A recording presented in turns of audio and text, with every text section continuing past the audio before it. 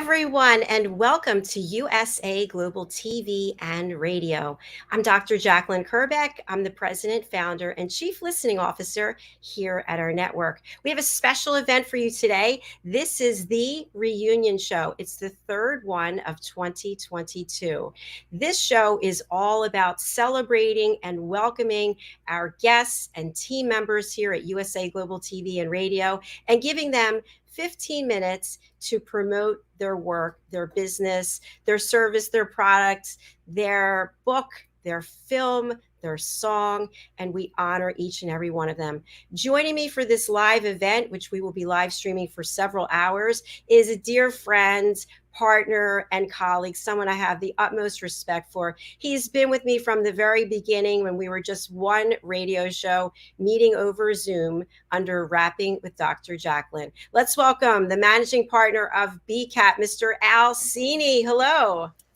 Dr. JACALYN, what an honor and a privilege it is to be presenting some of your great guests. That you've built an incredible community of caring, giving difference makers.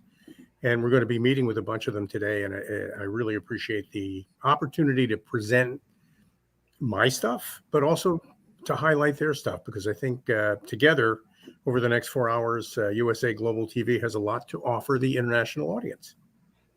Well, thank you so much, Al. I appreciate it. And as you know, I mentioned you've been here since the very beginning as we keep evolving. And I couldn't do it without you, and I couldn't do it without our other team members and the fabulous people who are guests on our platform. So thank you to each and every one of you around the world as we are live streaming across 8 different time zones right now, which is incredibly exciting. Al, what are some of the key takeaways from your experience in this journey with me? What can you share? As you become international, Dr. JACALYN, I mean, as you've spread your audience pretty much all over the world, one of the key takeaways that I think I've taken from it is that people are the same everywhere. What they want, what they worry about, what hurts them, what affects them, what they care about. I don't think there's any difference in any of those 8 time zones between any of the people that we met. And you know, what's great about what you've done is we've taken all the best of them, and you've created a community of people who really want to make the world a better place. And each of them has their own different approach to it. And while the approaches may be different, their motivation, their concern, their care, and their love is really all the same. It's just wonderful. Thank you so much, Al. I couldn't have said it any better. You know, I shared this before that I traveled for my corporate work and I love traveling, but I didn't travel all over the world. I wasn't actually very worldly. And it's amazing to me when we have people from all over the world, how we are all the same, how we have the same experiences, even though someone's in one country and someone's in another, that we are at our core human beings who really want to feel safe. We want to feel loved. We want to feel valued. And that's the whole purpose of what we're doing here, to bring education, entertainment, hope, and inspiration. Great experience. And I'm glad to be a part of it. Thank you. Thank you very much. You know, Al, you're going to present first. I really honor you for going ahead and being the first person today. So you have the screen and I honor you. Take it away, promote whatever it is you want to promote today. Thank you, Dr. JACALYN. Okay, I'll take it away, Al. When I'm not doing these wonderful things with Dr. JACALYN KERBECK, working on USA Global TV with the community that she's built, wonderful group of people, I'm conducting team building experiences under a new brand called ProFit. That's Pro-Fit.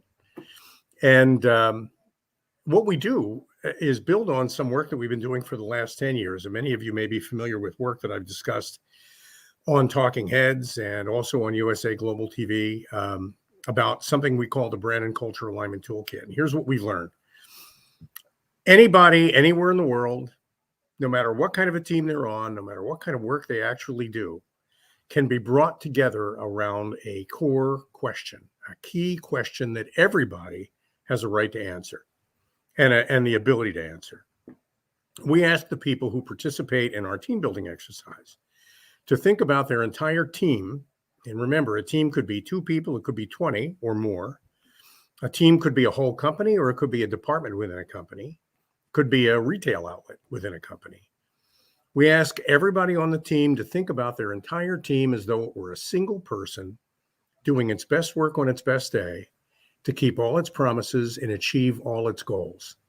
Now, we call that the incorporating question because it changes people's mindsets. Instead of thinking about themselves, instead of thinking about individual coworkers that they work with, they're now thinking about all of them collectively and what they do together. It's a little bit of a shift for people to think about that. But when it happens, when they've accomplished that, they start seeing the world, and certainly the world they're in and the world they change, in kind of a different light. So we start with that incorporating question. I'll repeat it.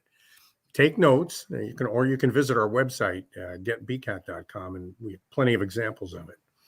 Think about your whole family, department, team, as though it were a single person doing its best work on its best day to keep all its promises and achieve all its goals. What would that incorporated virtual person be like if I were meeting that person at a party or getting to know them somewhere in public?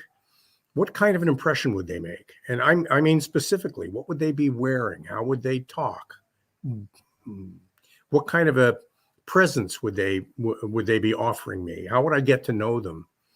That incorporating question gets people to think about who their team is when it's doing its best work on its best day, living its best day at work. That really is very critical. And then we have an online survey that we direct people to. Now that you've thought about that and thought about that answer, and you've started to form a picture in your head of who that virtual person is, we send you online to spend about 15 minutes answering questions that essentially invite you to profile that person. What we get back from that, for each member of the team, and it's very important to keep in mind, whether you started on the team yesterday or you've been on that team for 30 years, whether you own the company or you answer the phones and mop the floors in the company, regardless of rank, regardless of seniority, regardless of any individual differences, everybody gets to answer that question. And every answer to that question is equally valid and equally valuable. What we learn from all the answers, we have a way of processing them. What we learn from all the answers is there is a composite personality for a team. And what we've learned in our research is that in any effective team, really, really, really well-honed working team, there's a role model that represents that team's collective best self. What we're looking for is the answer to the question, who is that role model? We get that from everybody so that everybody owns that answer. We present that out in the team building experience to everybody on the team.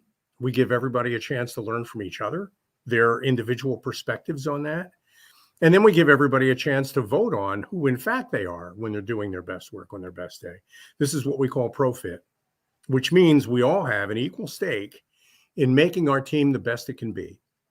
And we have equal authorship of what that perfect team looks like. We're all making contributions to that. And what we end up with then is a picture of that team when it really is doing its best work on its best day that everybody actually agrees on. And that brings us to the last stage in the process, which for me anyway is always the most powerful. What is it we do every day as a team? What is it we do collectively that people can count on us to do every day, day in and day out, that by our actions and by our words, by our language, by the way we write our emails, by the way we dress, by the way we speak, what is it about us that everybody sees that identifies us as a member of our team? It gives us the ability together to stand out. And we're all different. And the goal is never to create a groupthink. We're not trying to get everybody to think the same. We're trying to get everybody to fall in love with the same outcome. And what we've learned in our experience working with teams is that a team isn't a group of people that do the same thing. A team, a really well-functioning team, is a group of people that want the same thing. How they do it varies, but a lot of what they do and a lot of the way they approach their work is work that they have in common, things that they can reliably be expected to do because they're a member of that team. Now, what we get out of that is something that we kind of lovingly call the 10 commandments of the team, except it doesn't have to be 10, and we don't call them commandments. And we call them aligned inspirations. We call them, they're really behaviors, ways that you know us to be us because of the way we treat each other, the people we hang out with, the way we do our work. And the magic of it, honestly, Dr. JACALYN, the fun for me is that whether you're a quality control team, in which case a lot of what you get back from that are commitments to quality and precise, accurate work, and the goal being to measure twice before you cut once. That kind of, we get it right the first time. That's what you get for quality control. What you get for a law enforcement organization is decisiveness, a focus on results. What you get from a school is love of community, support of children. What you get from an advertising agency is creativity, outside the box thinking, novel ideas. No matter what your team does, there is a role model that has a personality within the middle of your team that acts and thinks and behaves in a way that makes your team what it is. And our job then on that team, aside from doing the actual work, our job is to measure ourselves against that role model, use that role model as a kind of a target for us to make day-to-day contributions to make sure that our team achieves what it wants to achieve. And all of that is done without ever directly telling anybody what to do. Our tagline for the Brand and Cultural Alignment Toolkit has always been align and inspire. It's never been assign and require. And I really think that's the difference between managing and leading. In a leadership environment, you almost don't know that there is a leader. The leadership comes from within the team. It's or within the family, within the retail store. That leadership is something that emerges and is found in everybody and manifests essentially the love everybody has of the work that they do on that team. So getting people to fall back in love with the work they do, getting people to show that they love the work they do and everything they do and every way that they do it all day, day in and day out. That's what we try to do with ProFit. A little later on today, 1 o'clock, I think we have a presenter, Lisa MANYOKY. I know she's in the 1 o'clock hour. She'll be talking about her contribution. She's a co-creator of ProFit. And she and I and Mark Iorio are working together to create this 4-hour, actually half-day learning experience called ProFit that makes this miracle happen for any team of any kind or size, anywhere in the world, because it can be delivered virtually, in half a day. When you know how, you can accomplish amazing things in a very short period of time. What we're proud of is that we can make the kind of change inside of a team that your typical business consultant might take months or even years to achieve. We can achieve that in an afternoon or a morning. And we've done that a bunch of times. It's very gratifying to me. That whole idea of that role model being central to the way the team behaves is key to it. And Lisa's contribution, as she'll explain when she joins us later today, is a component that she adds called presence intelligence, which is a 9-dimensional coaching model that talks about that virtual person in terms of describing it in 9 specific dimensions of behavior and appearance and communication that anybody can use to become that better version of themselves that they've always wanted to be. Let's face it, this is about creating a climate of continual evolution, continual change, continual persistent improvement, where we're all through the magic of our own individual free will, where we're all turned loose and inspired to become the best that we can be, each individually. And as we do that, following that role model that represents our team then naturally becomes the best that it can be as well. So that is ProFit in a nutshell. And we have a website, pro-fit4teams, the number 4teams.com. There's more information there. Downloadable brochures are there. And I invite everybody to go visit to learn more. And certainly they can get a hold of me by email. My email's up on the screen. I can be called at 212-480-3730. Happy to talk to anybody about this. And if you have an event coming up and you think you're looking for a really novel, creative way to fill a half a day with something that's really meaningful as well as entertaining and fun, then I think ProFit could be a good solution for you. And thank you, Dr. JACALYN, for this opportunity to talk about it. Thank you, Al CINI. Brilliant. I'm going to bring on our other two guests are backstage to see what comments or questions they might have. So let's welcome Caroline HEWARD, the Harley Street stress expert. Hello. Hi, Caroline. And let's welcome JENETTA Barry in the epiphany process. Welcome, JENETTA. All right, so what questions or comments do you have for Al about his presentation? I think you're both on mute, by the way. Al, that was really, really interesting. And my question to you, it's very aligned with the work that I do, that we are our behaviors. We're our behaviors from our experiences. So when you're doing this work, what's one of the common themes that comes up in terms of the finding the leadership qualities? What are the things that stop people expressing their best in their leadership? That's such a great question, Caroline. I really appreciate you asking that. Thank you. That's such a gift because I actually do love the answer. When we get to after we've identified the role model that represents an organization's best self, that last step is what are the things that we can be reliably counted on to do that show everybody that we're contributing to that every day, each of us individually. We do that in steps. And in the first step, we almost always get the things we hate about each other. I don't like it when this one does this. I don't like it when this one does that. I don't like it when this one does that. It's perfectly normal, absolutely predictable, happens every time and needs to happen because we have to get out the things that are holding us back. We have to kind of lance that before we can move forward into the things that actually bind us and bring us all together.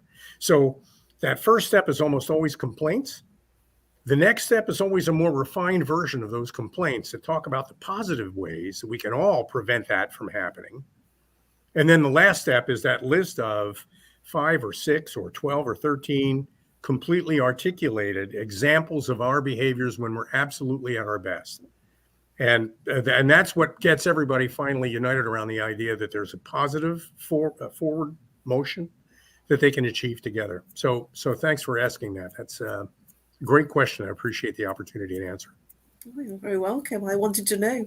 Thank you. And it works for families, which is another point. We've done it a couple of times with some people who are members of families, and families have a kind of personality that binds them together too. And so it doesn't matter for any group of people, whatever the reason is that they may have been pulled together, whatever their purpose collectively is, that's what we've designed ProFit for.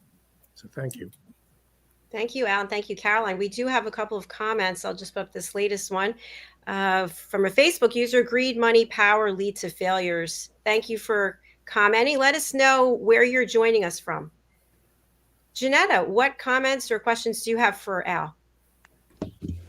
Mine is actually a huge congratulations to you, because one of the things I've noticed in the corporate environment is that there's a lot that's not said due to fear of it jeopardizing everything you are within that corporation. So to be able to create a heartfelt environment where people feel safe enough to share what they are within that whole makeup as one, and to express it and come up with the solutions, I think is fantastic. So kudos to you. Well, thanks. Thank you, JENETTA. I appreciate that. I mean, and it all comes down to that one central miracle, that there is a role model that represents all of us, not just one of us. Yeah. And, exactly. I want to follow up a little bit on greed, money, and power, that comment that we got from our viewer in India. Greed, money, and power are all about me. Greed, money, and power about me. If we can change the dialogue from me and what I'm getting out of this to us, to we and who we are at our core, and what is it we're actually trying, what is it, that very famous quotation, be the change you wish to see in the world.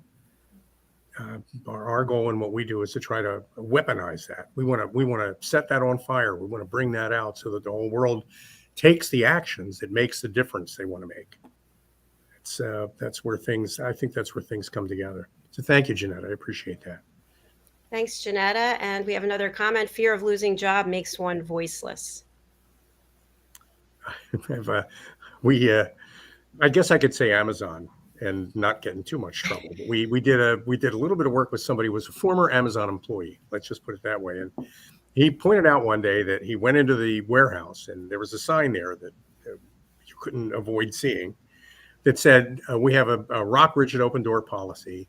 If you see anything that you're concerned about in any way, feel free to just walk right in and talk about it, bring it up. And he said, so he did. About 2 days in, he saw something. And one of the things he learned from that experience is that the sign is lying. The truth is, as soon as you open, in a lot of organizations, as soon as you open your mouth to express that something's making you uncomfortable, the organization becomes defensive and tries to heal around this wound you've inflicted on them. And often that means that you have to be removed from that wound, which is where that fear of losing your job comes from. Now you're an irritant. And that feeling that the organization is looking for a way to remove the irritant, which is you, makes you wonder why you went in there in the first place. We all have to become so secure in the missions that we're on that anything that suggests we could do it better becomes welcomed rather than defended against. So I love that, Al. I'm really thinking through that. Worked for a lot of companies. Seen this often. We all have, I think. Absolutely. And thank you again to the people who are engaging with us. There were some other comments that I didn't put up. Okay, so we're moving on to our next presentation. Al, thank you again, and thank you, ladies. I'm going to put everyone backstage, and I'll just run through a few things that I wanted to share today. Great. So look forward to bringing you back up afterwards. Thank you. Hello, everyone. I am excited to share a few things with you, and I'm going to do it very quickly. So as you know, this is the platform that I have created, and I'm the producer and the director, and it's quite an honor to meet people from all over the world. We are getting ready for our 2023 programming, and there's a number of opportunities we have for people. So I just wanted to run through it very quickly. I'm going to share my screen, and I'm going to just bring up a few different things. First, we're going to look at our website, USA Global TV and Radio. So in case you haven't been here, it's just usaglobaltv.com. And then across the top, you'll see our shows. We currently have 29 shows a week. Book your session, which is where you can book in for an interview, as well as some other things. Our calendar, which shows you which shows or which days, excuse me. We have courses that we offer. We also have talking heads. There are expert presenters. Everyone you actually saw on the screen is a talking head. Subscribe, contact, and shop. So what I want to do is I just want to walk you through our shows, so that you may be thinking to yourself, oh, I watch 1 or 2 shows a week, and you're not aware that we actually have all of these different shows. So if you're watching on our YouTube channel, I would love for you to subscribe. Just go ahead and click that button, and then you can be aware of all the shows that we have, especially maybe you're going to join us and people can be aware of the show that you're going to have. So these are shows where I have co-hosts from around the world. So we've got Secrets to Timeless Beauty with Katrina. She is in Dubai. Fashion, Travel, and Fitness with DIANN FLOYD BOEHM. She's in Texas. The Power of Etiquette and Manners with Philip SYKES. He's in the UK. The Art of Creating Mental Health Wealth with JENETTA. She was just on the screen. She's currently in East Africa. We also have the United Kitchens with RICKI McKenna. We have the Corner Bookstore with DIANN FLOYD BOEHM. Presenting Pet Psychic AMINAH. She is in the California area. And we have the Mallorca connection with Roland Friedel, who is currently in his motorhome traveling through Europe. We have Entrepreneur and So Much More with Justin Mirigliani. We have The Business Talk Show with Mr. Al CINI, and both Justin and Al are in the New Jersey area in the United States. We have the United Kingdom News and Culture with our expert correspondents, Helena Shard, Ian Pelham-Turner, and Simon McDonald, all of whom are in the United Kingdom, and DIANN FLOYD BOEHM. Loving Longevity with Annie Bush has been discontinued, but you can still watch our shows here. There were some fabulous shows. Annie is on to a different career path, which is great. We wish her well. We have The Listening Mentor with Caroline HEWARD. Caroline is in London, and you saw her on the screen. We also have The Wise Ones with Mr. Red O'Loughlin. He's in the Texas area in the United States. We have the Film and Music Show with Madeline Chan. She is also in London. And we have Adversity to Awesome. This is a show that I do by myself. We have a reunion show, obviously, here today. We have Global Adventures, which is a brand new show. We're on episode 3, and that's with JENETTA Barry. And you've just met JENETTA. We have Rapping with Dr. JACALYN, a show about nothing. That's a show I do myself. We have Aging Gracefully with Humor with Kathy Fulton. She's in the Washington, D.C. area. We also have What's Trending with Kathy Fulton. We have Global Homes and Gardens, which is a show I do myself. We have Leadership of the Heart with Mariska Duprier. This show is currently on hiatus until next year. We have A Woman's Prerogative, which is our panel show. And as you can see here, we have several people who are on this panel. We have Justine, we have Amber, Tracy, Kathy, JENETTA, Desiree, and also Mariska joined us recently. And Mariska is over in New Zealand. Okay, we have The Amazing Adventures of Lady Ella. This is a show that I do myself along with our wonderful animal characters you see on the book cover there. Each animal character represents an elevated listener, someone who has taken the Power of Listening course, and I'll get into that in a moment. We have our men's show, Wild at Heart Bonfire Talks. This is a show that is hosted and moderated by Roland Friedel. It's a show for men, by men, and about men with a panel of men from around the world. We have Get Off Your Couch Workout. This is a show that I do myself along with Mariska Duprier, and you can see that actually after this show. We also have Dr. JACALYN's Book Club, where I give book reviews for children's books. So if you have any, please let me know. All right, so that's what I wanted to show you on there. If you're interested in booking your session, you can come right here. You can be a guest co-host with me, and there's a one-time fee for that. You can also purchase singograms or customized announcements that we'll do on the air. Happy birthday, congratulations. And that's with Madeline Chan and her company Songs for You. You can purchase an edited copy of your interview. You can hire our channel manager to do search engine optimization. And you can also book your session. You can book time to chat with me. And then here are the other opportunities that we have for you. Okay, I'm moving over to our talking heads. These are our experts from around the world who present their knowledge, their expertise in their own 30-minute show. And you can scroll down here. You can see Al's a talking head, Kathy Fulton, Mariska, Justin, Diann, Roland, Red, and then we have so many. We have a second page. We have Philip Sykes, we have JENETTA Barry, Christine Amy Artner, Caroline HEWARD, and we will be adding Madeline Chan to that as well. And I want to just go here to our shop, just to familiarize you. Again, I have some of the things that are on Book Your Session, but edited copy of your interview. We'll produce a show for you. If you have your own show that you want to do, I can produce that. Our team can produce that here on this platform. You can also be a frequent guest. Guests are invited up to 10 times in the calendar year. You can be a guest 5 times without any fee. And then after that, because we look at it as a way of you promoting yourself, we do have a fee, whether you want to purchase 1 more interview or up to 5 more. And of course, we have our logo merchandise. We have hats, jerseys. We also have t-shirts. And we also have the Power of Listening foundational course, which I'll get into in a moment. And then finally, I just want to touch on this. We do have our courses listed here. So if you have a course and you're interested in having it hosted on our platform, I'm going to get into that in a moment. We can do that for you as well. All right, I'm going to stop sharing my screen, come back over to StreamYard. So now I want to talk a little bit about what you might not know. In addition to the work that I do here, I also have a second business, which is Dr. JACALYN LLC. I'm a certified life, career, and executive coach. I'm a certified meditation teacher, and I'm a certified yoga fit instructor.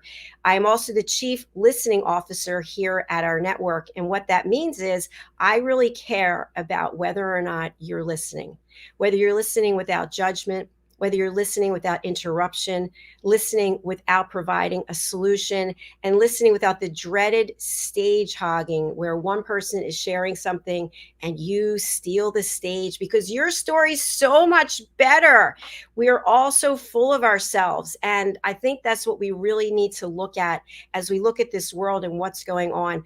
What can we do to take care of our planet? What can we do to take care of each other? One thing we can do is that we can actively listen. I am so passionate about this that I offer a course called The Power of Listening, and it's $30. I'm certainly not getting rich on $30. It's $30 so that it's an opportunity for each and every one to take the course. Because when you listen without all of these behavior traits that I just mentioned, you're going to find that you're creating a safe space for someone else to share with you what they have to share. On Friday, we had a great show, which was The Power of Etiquette and Manners. And Jane, who was our guest, she's coming later, she was talking about the power of afternoon tea. If you think about it, you get together for someone over a cup of tea, and how do you feel? You feel safe. You feel like someone is actually going to listen to you and give you that opportunity to be heard. That's what I'm all about. As I just close out, I want to show you one more thing as I share my screen. I want to show you my other website, which is, let's see, where is it? It's not even up here. So I'm going to show you this. This is the course I'm talking about, the Power of Listening Certification Foundational Course. As you can see, the course is $257. It's $30 for everyone who wants to take it. So I'll be dropping the code over in the chat if you're interested. And I have the highest respect for people when they learn how to listen at an elevated level. And I do everything I can to promote you. So in addition to getting your certificate, you actually are featured on my website, drjacalyn.com, and your headshot is there, your certificate is there. We have a brand new website. I just hired a graphic designer. The website is theelevatedlisteners.com, and you will be featured there. Not only your headshot, not only your certificate, but anything that you're doing that you want the community to know about. So you can promote your work. In addition to being an elevated listener, you're in a community with other people who are listening and want to be heard and want to hear you. So you can find more about that on drjacalyn.com. I'm going to bring our team of panelists out now, and we can just have a chat. Welcome back. Hello. Welcome back. Thank you so much. So you are all elevated listeners, and I thank you for taking the course. One thing I wanted to mention is we have a brand new designation. Madeline Chan is our Chief Listening Liaison Ambassador, and her goal and her objective that I've tasked her with is to reach out to all of the elevated listeners and to make them aware of all of the opportunities that elevated listeners have. So look for more of that coming, as well as with the new website. We also have our newsletter is being moved over to a magazine, and I hired someone to do this. I'm looking for a photojournalist, but it's the Global Magazine, the globalpostmagazine.com, and that'll be coming very soon. All right, thank you for your attention. I appreciate it. So what questions or comments do the three of you have for me? How did you do this? You're just one person. This is all I do. This is it. Just take a minute. And what's a typical day in your life? Because I mean, you bring so much value and you work so hard at it. Just what's a day like for you? Well, my day is really it's spent in three areas. My mother, my main priority, and then this, and then my workouts, my health. I guess my health is somewhere a little bit higher than that. So what I do is every day I am using these the clipboard. I've got so many things that I'm working on, and I write it all down. So the first part of my day is on the YouTube channel and social media. And I've got to make sure that everything is current. And I want to see what the latest numbers are, what the demographics are. And then from there, I go to the broadcast. So if we're actually broadcasting that day, I've got to get things ready beforehand. And then I've got to do certain things after. But my main goal is to pay attention to the guests. So after the guest leaves, I send them a survey. And then I take the survey results and I put them on a spreadsheet to tabulate what their experience was like, and then also what things they're interested in doing on the platform. So then I reach out to them. I'm a little bit behind on that, by the way. So I spend my time doing that. And then I have to go and manage. Now I have 5 websites. So I have to make sure the websites are all up to date. And then, of course, I go for my walks or I'm working out and I come up with more ideas, and I've got to write those ideas down. So it's just, it's the best thing I've ever done. And I couldn't be any more grateful. Well, we thank you on behalf of everybody who watches your program. It's you put a great deal of effort in. It shows. Your guests are all stellar, good-hearted, decent, wonderful people with great ideas of their own. Congratulations, Dr. Jacqueline. Thank you. Thank you. It means a lot. I second I that. can say, yeah, absolutely. And in fact, I wanted to say, I think behind all that hard work is a huge heart. And that shines through. And that is why you're bringing so many amazingly interesting and engaging people to this platform that has created a family spirit, far more than I've experienced in others. And that is why I'm so engaged and committed to this platform. And I can't sing its praises enough, because it's doing a lot for a lot of people out there with such a lovely, varied cross-section to offer to anybody and everybody. And really, congratulations to you. This, having known you nearly a year, the way you've grown this and what you've done is superb. Well done. Thank you. Thank you. I appreciate it. And by the way, we will be hosting Jenetta's brainchild, World Jenny's Day, on October the 10th for 17 hours. We're really excited about that. So stay tuned for more details. Caroline, I want to go over to any final thoughts before we move on. Yes, a complete wow, Dr. Jacqueline. You never cease to amaze me, considering that I'm usually with you on a Friday on the Listening Mentor show and doing Talking Heads. I've watched you grow, and it's been a huge, prolific journey for me to be part of and to witness. And I've grown with you, and I thank you for that. I thank you for all of your support, your encouragement, and most of all, your dynamism and your professionalism, because everything is always outstanding. Thank you. Oh, thank you, Caroline. Thank you.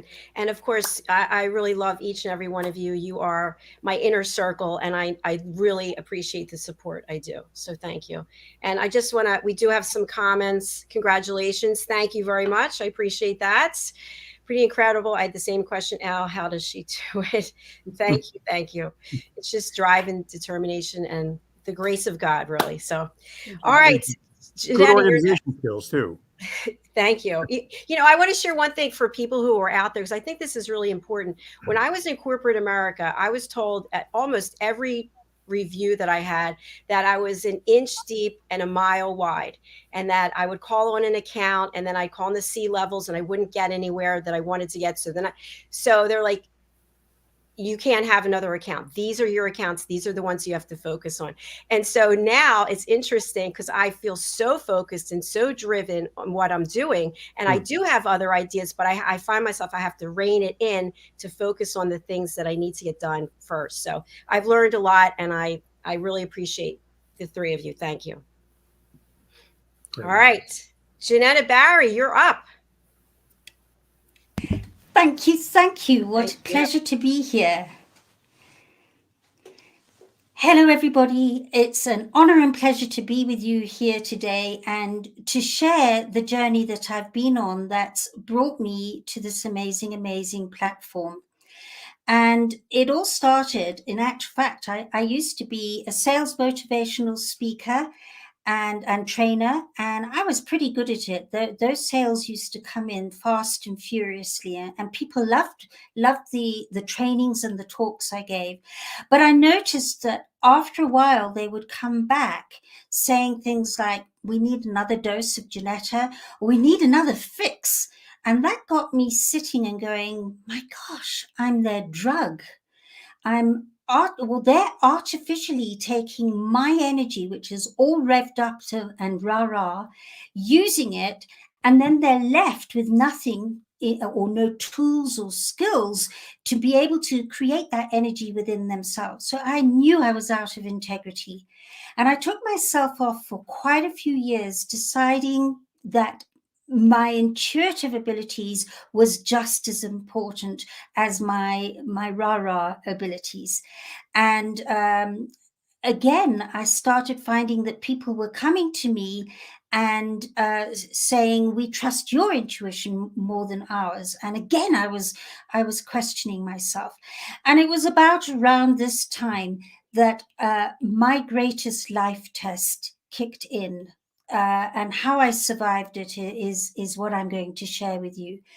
Because one day I was applying safekeeping house rules to my 16-year-old, very troubled daughter.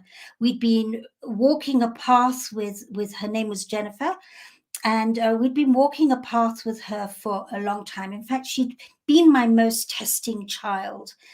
And she came to me at 14 and said she was battling.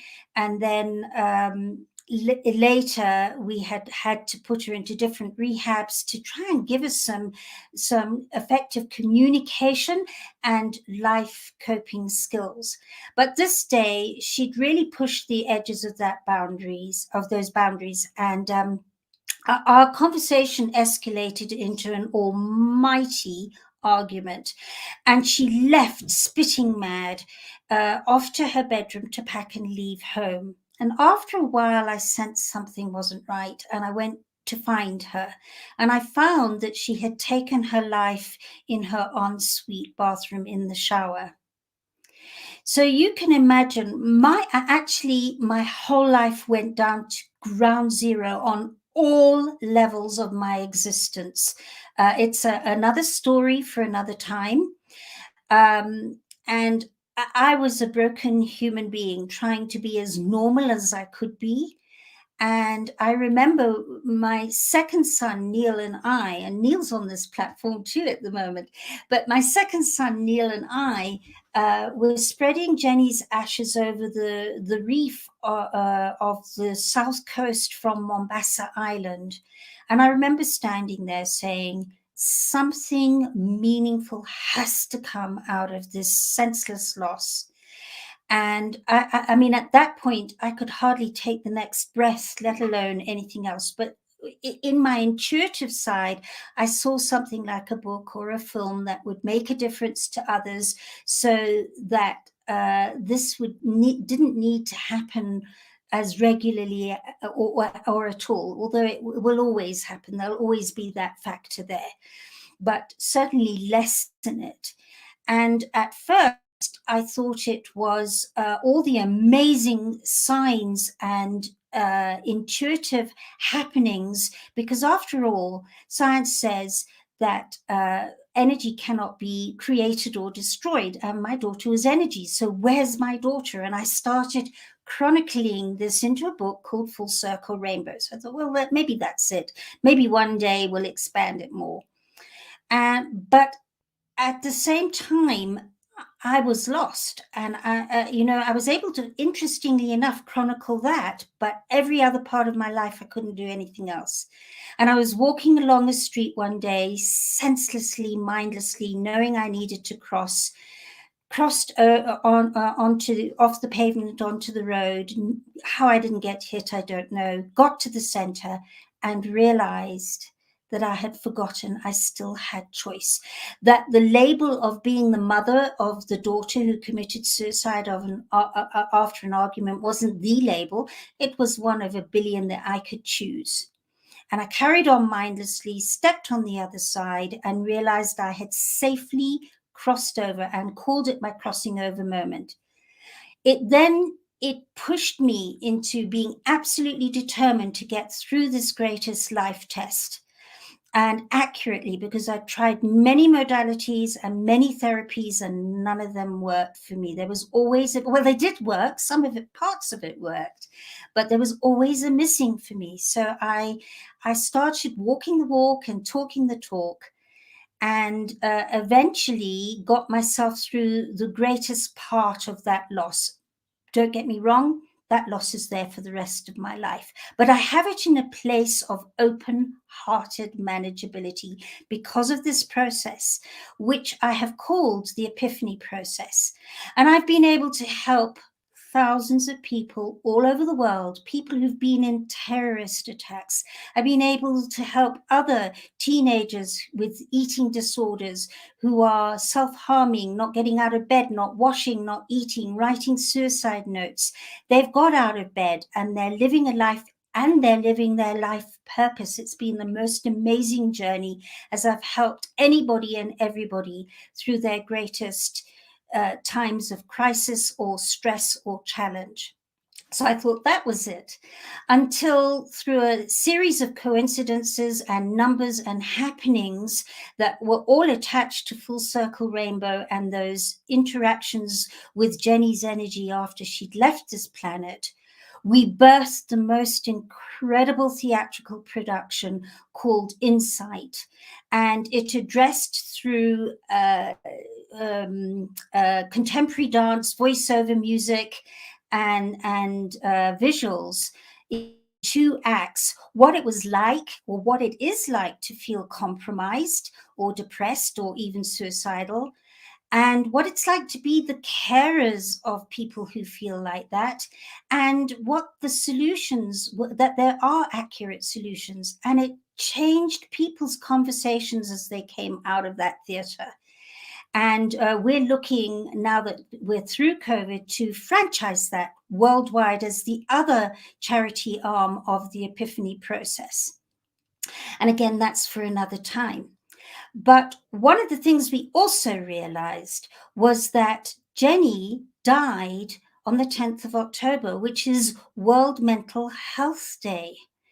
And so we've now expanded even further into another charity as part of the Epiphany Process arm, called World Jenny's Day on the 10th of October. And we use theatre and the arts to soften and normalize conversations around depression, suicide, and their solutions. And instead of using the day to try and work out how to fix broken people, which I don't believe we are, we all feel compromised at some time in our lives. It's very human, and it's about having the skills to deal with it.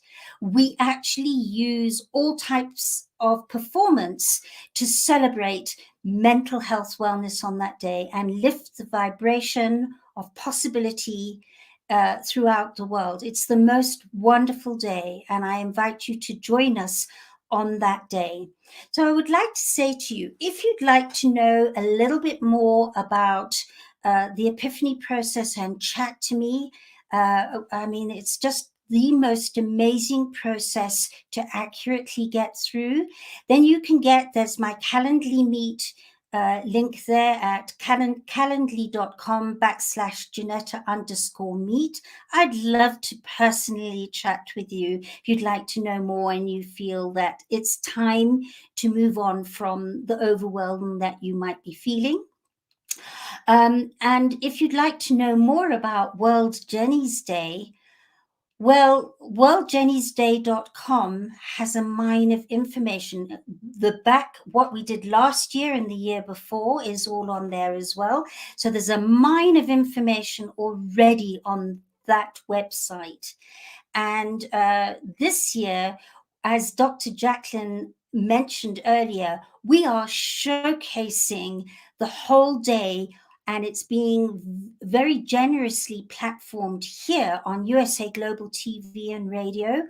And I'm inspired to announce that we've got Al CINI and Dr. JACALYN and Madalene and I co-hosting, and people, we've just got Malta on, we've got Ghana, we've got Australia, New Zealand, Japan, Kenya, South Africa, UK, US, and Canada, and people are performing. We've got street artists, we've got singers. We've got one of Jenny's friends singing a song that's been created through Madalene Chan and an amazing team of professionals that's going to be launched on World Jenny's Day. And we cannot wait to have you either come and support and back us behind the scenes. Please do contact us. Or if you'd like to perform, please also contact us and tell us where you are in the world. And of course, if just being part of celebrating this and being there on the day to watch and or listen, then please do join us on the 10th of October, where we are starting at 10 a.m. on the 10th of the 10th, and that's 10 a.m. BST. That's UK time, which is 5 a.m. where Dr. JACALYN is. And we are going right through to 10 p.m. where Dr. JACALYN is, which is 3 a.m. in UK and 5 a.m. in my part of the world in East Africa. And I am going to be there for the full 17 hours because that is part of my commitment to that day, is that I am there, present, and with an open heart. So I so look forward to hearing from any one of you who resonate with all that I've spoken about today. You can get me at theepiphanyprocess.com, JENETTA at theepiphanyprocess.com, or you can get any one of us on worldjennysday.com. And Dr. JACALYN, once again, just such an honor and privilege to be on this platform today, celebrating another reunion show. Congratulations.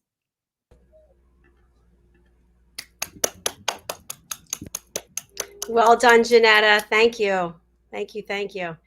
So I'm going to open it up for Al and Caroline, and then I'll give my comments. I get to see the lovely JENETTA. What do we get to see? 4 times on Wednesdays? Yeah. This is so true. 4 times on Wednesdays. You know, Andy, just my partner, soon to be husband, just goes, okay, it's Wednesday, off we go. And I see him the next day, because the last show is at 11 o'clock my time. I finish at midnight, and he's of course out. It's unbelievable to me. I just love your dedication and everything that you're doing. And I say this all the time about how transparent you are, because you have had quite a journey yourself. You've been judged, and you took what happened and you've looked at, why did this happen? How did this happen for me? And now you're out there helping people every day. So congratulations. Thank you. Thank you so much, Dr. JACALYN. And yes, and it is understanding that one will get judged. And even when you step out and want to make a difference, there's judgment there. And it's part of the process and the deal. So thank you. Definitely. Thank you. Alan, Caroline, you're on mute.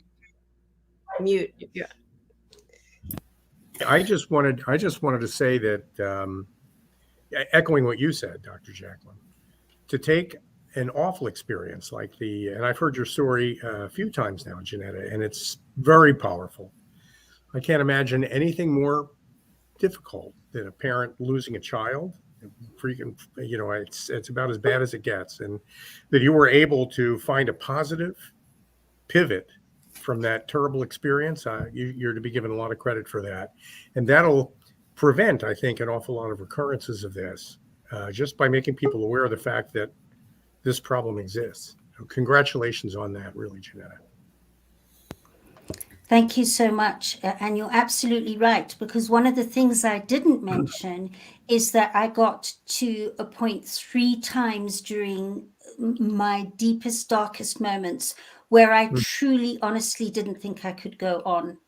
So anybody who's feeling that way, as I have, I really do truly understand that depth of despair. And it's not the be all and end all, and it's not the story. It's only part of the story. So thank you for that. JENETTA, you really have knocked my spots off. You know, you really are showing it's possible to transform when there's a space of adversity. You know, I mean, a lot of admiration for you. My adversity, it was nothing like what you've described, and I really do applaud you for what you've achieved and what you've created since that, because that's your why, and it's beautiful. I really do congratulate you. Thank you, Caroline. And I want to say thank you for that acknowledgement, because as much as I have got through it, and there is a why, you're so right, and the purpose, and I give thanks to Jenny every single day, because I'm living my life on purpose because of my greatest adversity. That doesn't mean that this isn't being processed for the rest of my life. And Dr. JACALYN knows that about 8 weeks ago, I suddenly, unexpectedly went through a whole series of weeks of PTSD. So it's not that this all goes away. It's that I have the tools now to very powerfully and skillfully deal with them and bring it back to open-hearted centeredness and understanding. And that's the thing. It's not about getting rid of what you've been through. It's about embracing it and understanding it on deeper levels. And I know you understand that, Caroline. I get it so much that you've been there too. And I thank you and honor you too. Oh, bless you. Thank you. Sure. I love when we're all coming together like this. It's beautiful. I want to acknowledge we have Madeline Chan backstage. Let's bring her out. Hi. Welcome. Hi. Hi, everyone. Madeline. Hi, Al, Janetta, Caroline, the beautiful Dr. JACALYN. Oh my gosh, talk about 1940s glamour. Wow, you are really shining. Oh my gosh. Hello, Madeline. So good to see you. I wanted to open out to a song for everybody. You're going to sing? Yeah, I just felt it in my spirit. Go ahead, sing. A song for Perfect. you. A song for you, because we need to, like, you know, raise the vibrations. Go ahead and sing, and then we're going to have Caroline present. Go ahead, Madeline. Okay, Caroline, can I do this? And then it's just to bring in that beautiful energy through, the galactic energy. On, go ahead. Okay. This is a song for you. Oh, forget about my crown at the moment. It's a little bit. Ooh, anyway. Life is wonderful. Every time I think of you, you just fill my life and make my dreams come true. I know I'll share my life with you. Words cannot express the wonder that I feel. I'm so mesmerized by the love that's in all your eyes. My need of you is within my soul, 'cause I love you. I love you as I sing this love song for all of you, for all of you, for all of you, all the viewers we see, for all of you.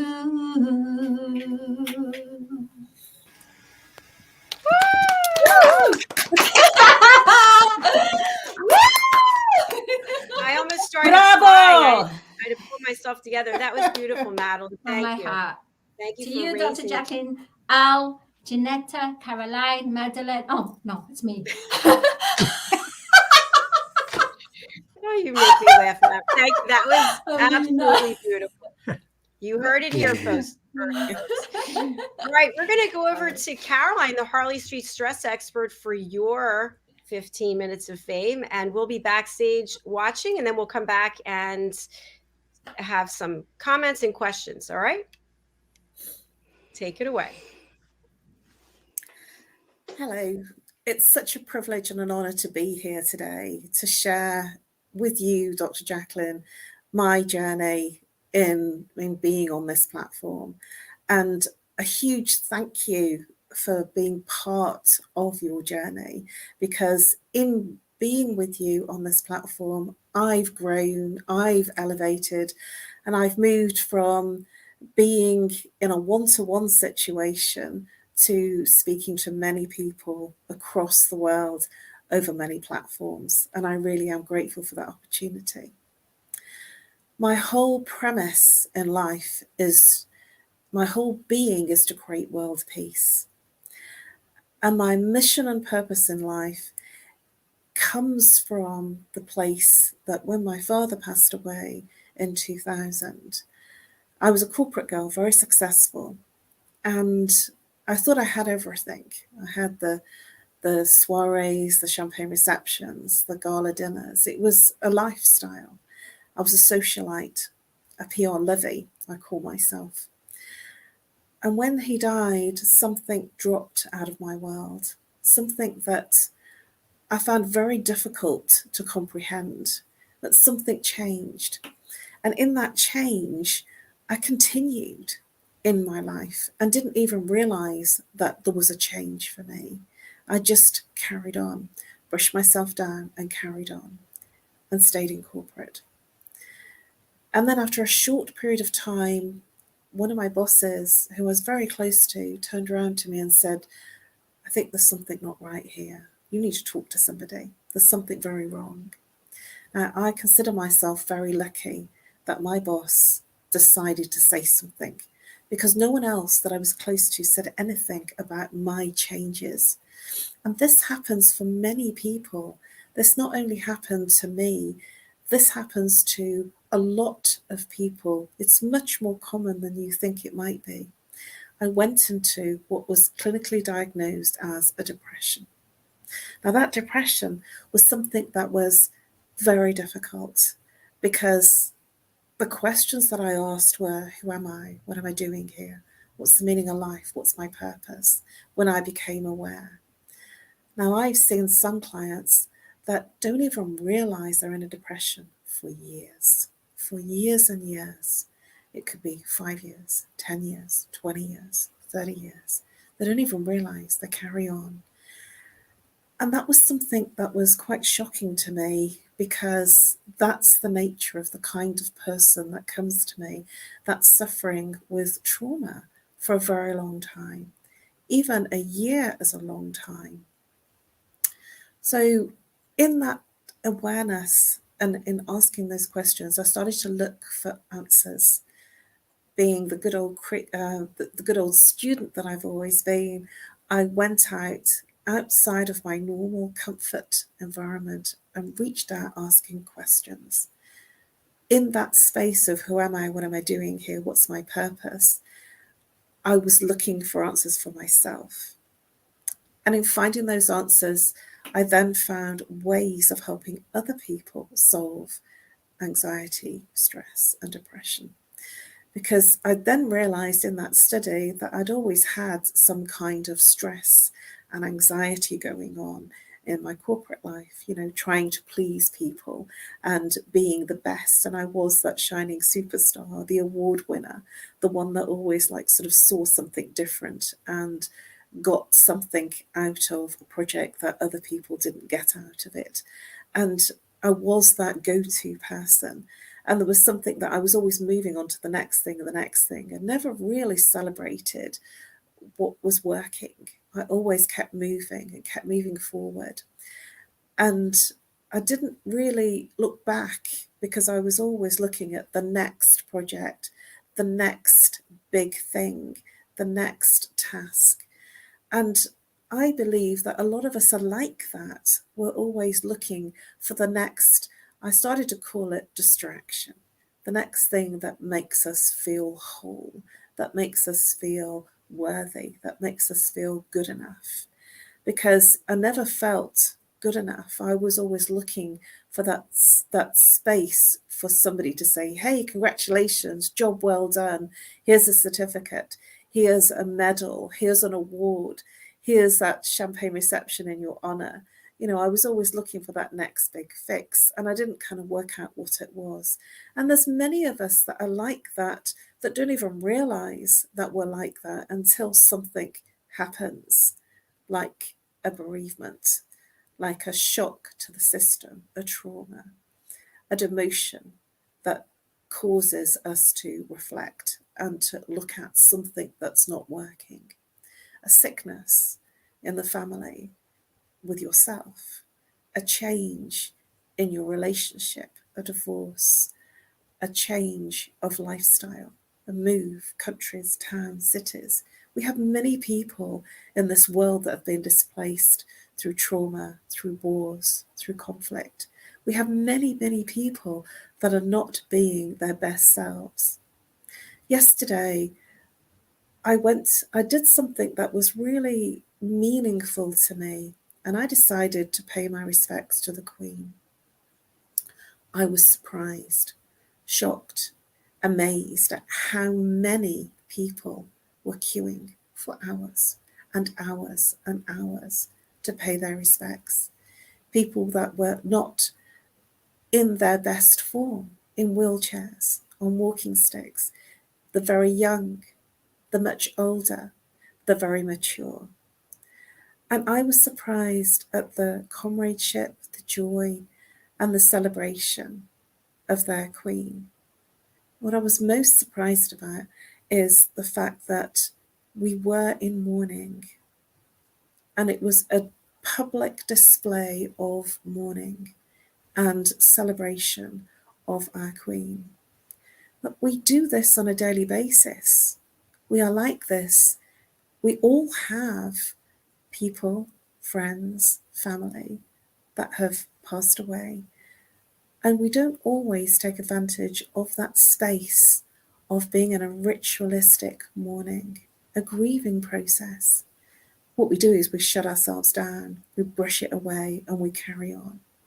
And it starts to inflict us physically, emotionally, mentally, behaviorally. It's the trauma that can lock in the body by depression, anxiety, or lock in the body if we don't become aware of it physically. Low back pain, osteoarthritis. It can be debilitating, and we don't even realize where it's come from because we're so busy. Yes, we're so busy treating the symptom, treating the sleep with a pill, the non-sleep, treating the anxiousness with antidepressants with a pill. We're so busy popping the pills that we forget to look at why. We don't see why we're suffering in the way that we're suffering. So what do?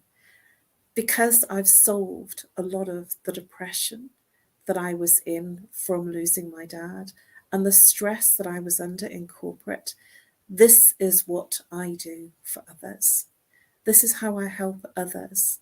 I offer a free 30-minute breakthrough consultation looking at one symptom. You can book that by emailing me on nomorestress@live.co.uk. I'm also offering today an exceptional offer, a 1-hour introductory offer to break through 3 symptoms that are causing your problems. Because I look at root cause rather than the presenting symptom of where it is now. What started it? Because the depression that I was in, that I recognized 6 months later, I wouldn't have realized it was because of my father passing away. And when somebody's got a problem for a year, 2 years, 3 years, 5 years, 10 years, 20 years, we forget what started it. We forget where it came from, and we focus on the symptom.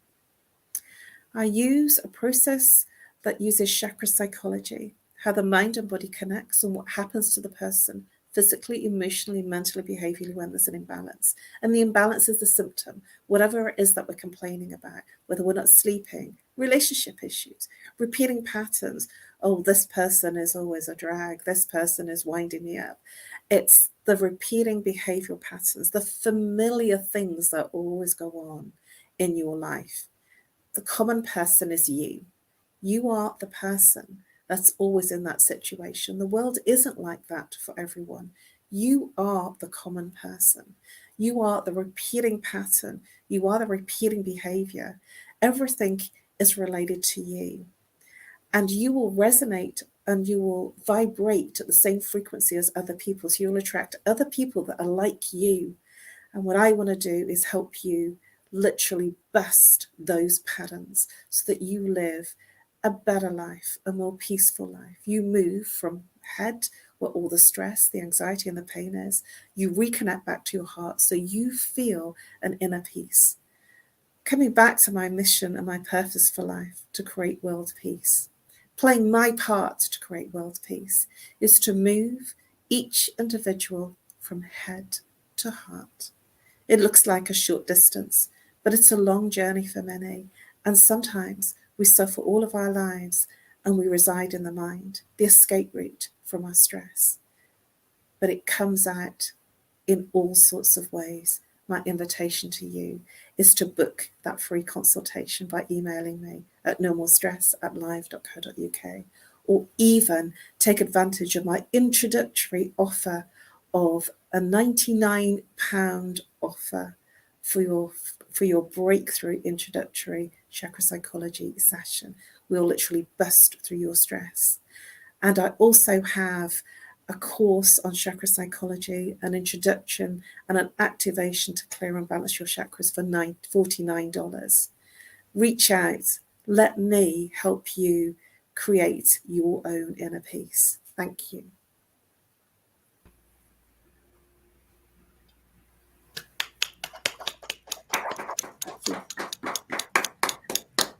Well done, Caroline. Well done. Thank you so much.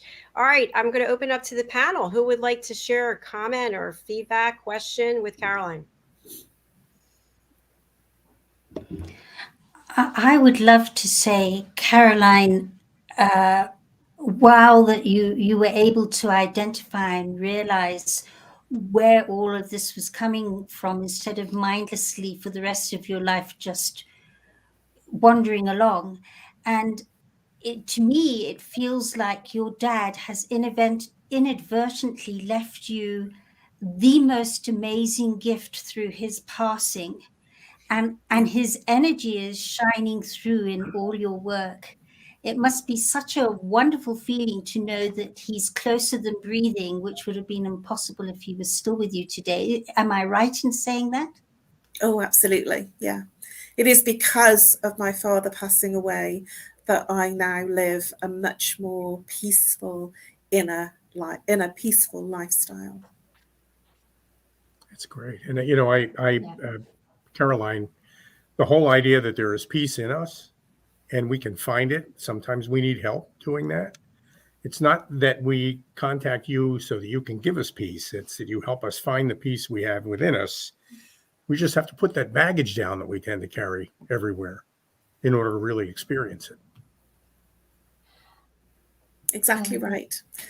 Some people don't know how to do that, and that's why they carry it, because we're always walking around carrying our baggage until somebody intervenes and helps us do that.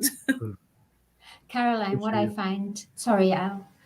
Caroline, what I find amazing about you is that some people, when they have dramas and traumas and things that have happened in the past, and they blame themselves and they go through all kinds of emotions, and they go to a therapist, which addresses subconscious, right?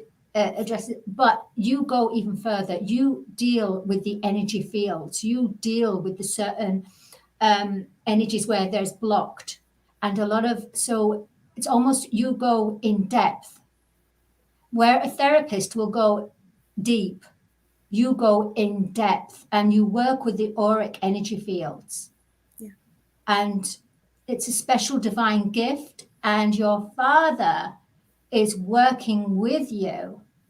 The energy, it's almost like heaven and earth, the energies. You're getting the cosmic energy and the earth energy, and it's coming together, and you have such an amazing gift.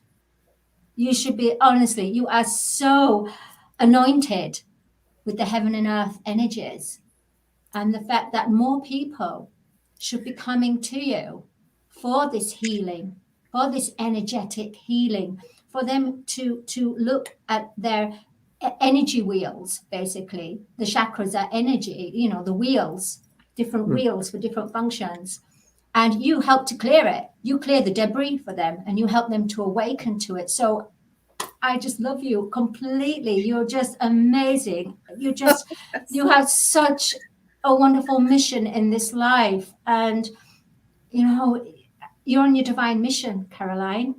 And that guru that's on the other side as well, he works through you as well as your guides and guardian angels. So it's amazing. And so many people should come to you, so that I believe that people go to therapists, right? So after they've gone to the therapist, they need to come to you, so you can work even deeper, which is to do with their current life and their previous lives, which need to be cleared, because all this is stuck in their DNA, in their cell. So you clear the whole lot. Oh, thank you. Thank That's you, quite an Madeline. endorsement. Yes, thank you, Caroline. Thank you to each and every one of you. Thank you, Mr. CINI, for being a record. You guys, did you notice we changed? We were in red, now we're in blue. You are in blue. Yeah, we changed. Nobody told me you're going to be in blue. We changed. So anyway, thank you. That was our first hour, and I really appreciate it. We have our friends for the second hour who are backstage. I'm going to bring them out. And then Caroline and JENETTA, you're welcome to stay. You're welcome to go, whatever works for you. When we get to 10 people in the stream, then we're going to have to stick to who's in what hour, but we're not there yet. Let's welcome Mr. Red O'Loughlin. Hello, Red. Howdy, y'all. And Hey, Psychic Red. AMINAH. Hello. Hello, everybody. Hello, hello. Thank you for being here. Okay, so we just completed the first hour, as I mentioned. We're going to move on to the second hour. And in the second hour, we have, looks like Madeline, you are up.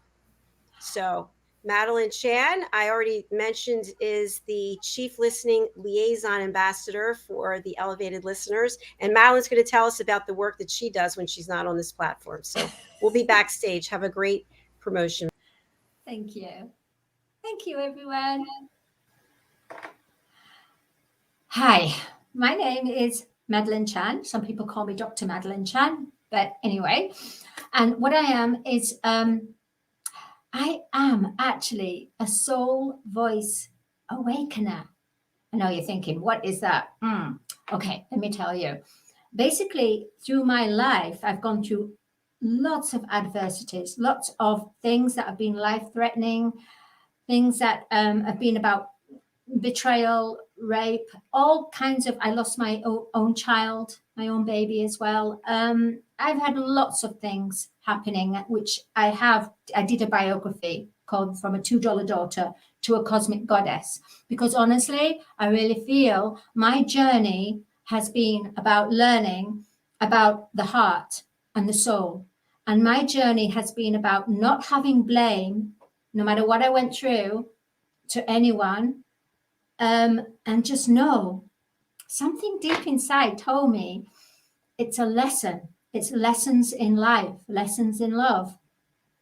So I took this adversity, what happened to me, and I turned it into superpowers.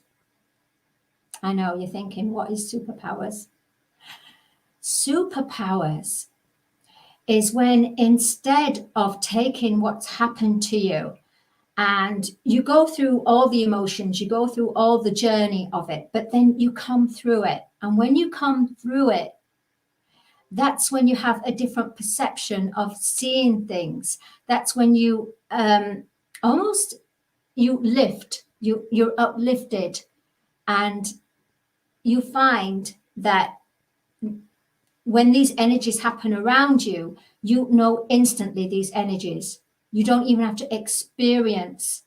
You just become, how can I say, you become so alert and aware. And that's what my journey has been. So my journey has been through being a singer and a songwriter, where I've always remained silent with what I was really feeling. And I never put blame onto anyone.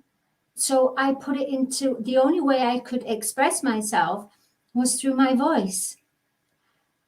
And from my voice connected with the emotions and connecting to the truth of who I am, I therefore was able to emanate and express my true voice, my heart voice, my soul. So in 2012, when I awoke, meaning I was really tired of this life. I really was. I was constantly drinking, constantly partying, constantly just in a trap. Even though I kept saying my decrees, like meditations, it wasn't working for me. And I said, why isn't it working? Why isn't this manifestation? Why aren't I feeling better? And so I questioned the universe. I actually did. And then they said to me, because you're not feeling it. You're just saying things with your mind, but you're not actually feeling things with your feeling body. So I had to learn to feel. And at that point, that's when my heart burst opened and I had a flood of tears coming through. I really did. And I just had to home in on this beautiful, it's like an awakening where this cosmic being held out its arms to me and held me and said, it's okay, little one. It's okay. I'm with you now. You found me. You found me. So from that day, 2012, 21st of December, 2012, was the day I discovered my soul voice. And then I went on this journey of going through and learning about my shadow, learning about my fears, learning to face myself in everything I was. And you know what I had to do? I had to, at the time I was living in Malta, so I went to Gozo, lived on the island by myself and with my partner at the time. And I just shut away from the media. I came away from my friends. I came away. It's almost like I went into a cave for 5 years. And because I had so much clearing to do. I had so much purification. I had so much, like Caroline said, about when your chakras are clogged.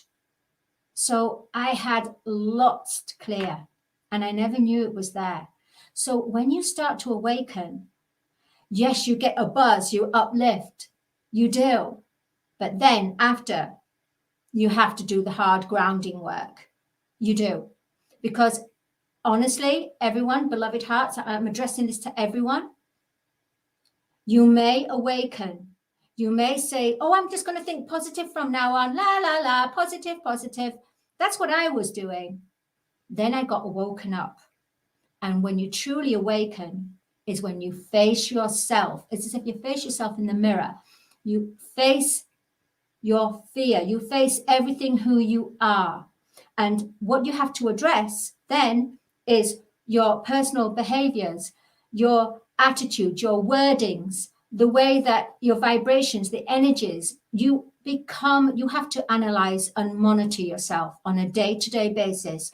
And 3 times a day, you have to check in and find out if you are on above a 5. If we say 1 to 10, right? You have to check in to see that you are not below 5. Because if you are, it means you are getting affected by the outer realities of a lower vibration of words and actions and movements and thoughts that have magnetized to yourself. Therefore, you need to clear. You need to go in, connect to that heart, to that soul voice. You need to connect and do regular check-ins 3 times a day. Because if you don't, you'll be heavy, heavy, heavy, and you'll blow up and you won't mean to. So my journey has been about awakening the soul voice. And I know I'm now 52, right? 52. I have the childlike essence. After everything that I've gone through, people are saying, girl, I'm just wondering why you're still here. I mean in a nice way. You know, most people would have just like, woohoo, finish, go off to the next life, woohoo, dimension, woohoo, learn some, you know. But no, I'm a fighter. I'm a soul voice awakener. I'm staying here. I'm going to ascend here. I'm going to stay here and help as many people connect to their soul voice, their heart, to get them on their divine mission, to bring love into this world, which, by the way, Star Child is what I wrote, which is a children's book about saving the world, but also understanding how we have to be careful with our words and our vibrations. So it's a children's book about certain vibrations and makes us think and makes us feel. It has everything: adventure, betrayal, hurt. Nobody dies though. Absolutely. I forbid it completely. Nobody dies. They just move on to another planet for learning. So yeah, you can get Star Child on Amazon. And the Galactics, you've got Star Child, who's from a planet, and she comes along and helps the humans to awaken to gifts they have forgotten. Now you're thinking, is this what's is happening right now? I don't know. I have no idea. I just wrote it as an instrument connected with the galactic, with the universe, with the angels. I just connected with my heart to the energy of heaven and earth, cosmic energy. And that's what I'm here. I am here because I am a soul voice awakener, and I can help anyone that wants to discover who they are and get them on to their journey of awakening. And have some fun at the same time. Have a great song about them. Because I've got like Songs for You, which is we work with a group of musicians, and we work and help to bring out a song that is for you, about your life story. It could be about a loved one. It could be about someone that's gone over to the other side, another dimension, and you forgot to say how much you love them and remember them. And you do that. So, wow. So that's for Songs for You. There's so much that I can help bring through. And you know what? I'm not all happy, because, at the end of the day, I lost my best soul sister, Kathy Manuel, and I promised her that I would get this book out. And I thought that I would get this book out if she was still alive. But she died. She died before I could even get this out. And I know that she's shining, and she's on cloud 9 in this book anyway. And I lost my child, Jensen Art Rogers, through this. And then I lost my good friend, Philip Chan as well, the late Dr. Philip Chan. So this book means a lot to me, so much to me. And I have got about 4 pages of acknowledgements of everyone I've met in here. So this is who I am. I am Dr. Madeleine Chan. I am Madeleine Chan, and I am a soul voice awakener. Thank you. It was very heartfelt. Thank you, Madeline. Madeline is so good at what she does. She saw something in me, and I learned so much from her about feminine energy, masculine energy, and how we show up, how we speak to other people, and even the way we look at other people. It all matters. So thank you, Madeline. Thank you for sharing from your heart, as you always do. You're beautiful. I as I was listening to you, Madeline, we did a little bit of work together on Dr. JACALYN's Power of Listening program. I still remember that. There's a book that I read a long time ago, a favorite book of mine, called What Do You Care? Why Do You Care What Other People Think? And essentially the point of the book is literally the title. We tend to manage the way we behave and the way we express based on how we imagine we'll be judged by other people. You don't do that, and that's very liberating. And we can all learn from that. I just wanted to say that. Thank you, Al. Hmm. Thank you. Thank you, Al. Amina, Red, hello, welcome. Do you have any comments or questions or anything you want to share with Madeline? No, just very wow. Just an amazing 15 minutes of Madeline. I mean, it's just she laid it on the line. She said, "This is what it is, and this is who I am. This is what I believe in." I mean, I'm not sure I could add anything to that whatsoever. Quite honestly, it was very exceptionally well done. And for me, Madeline, I want to honor you. It is so important to be able to tell our truths, even if it's just for ourselves out loud.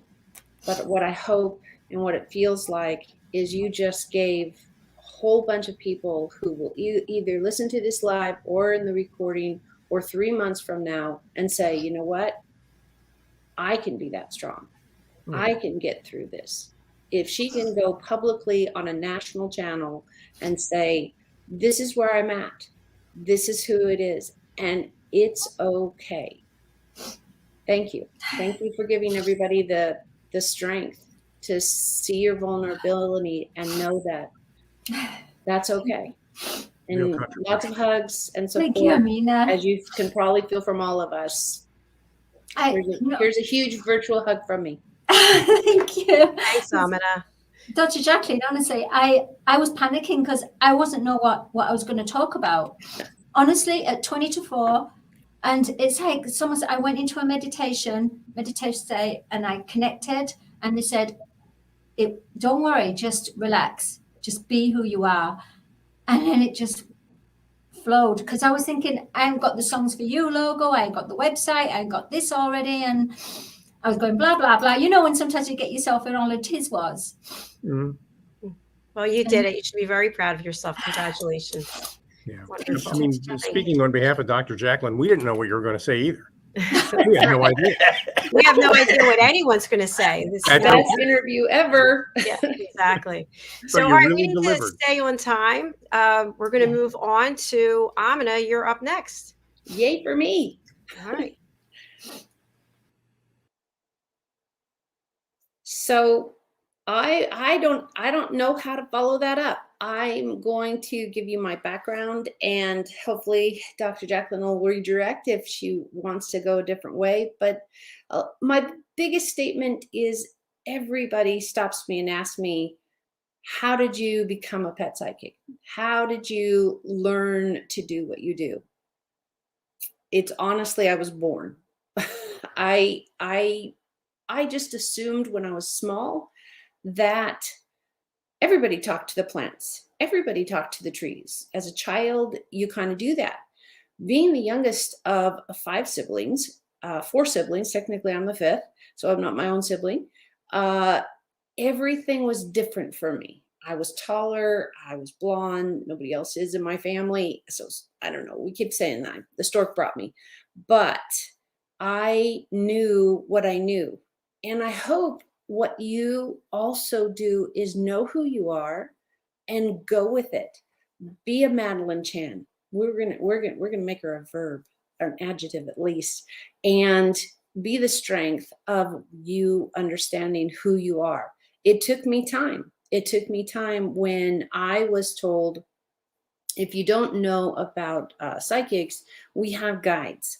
We are not running amok alone by ourselves. And I was told I would get a guide.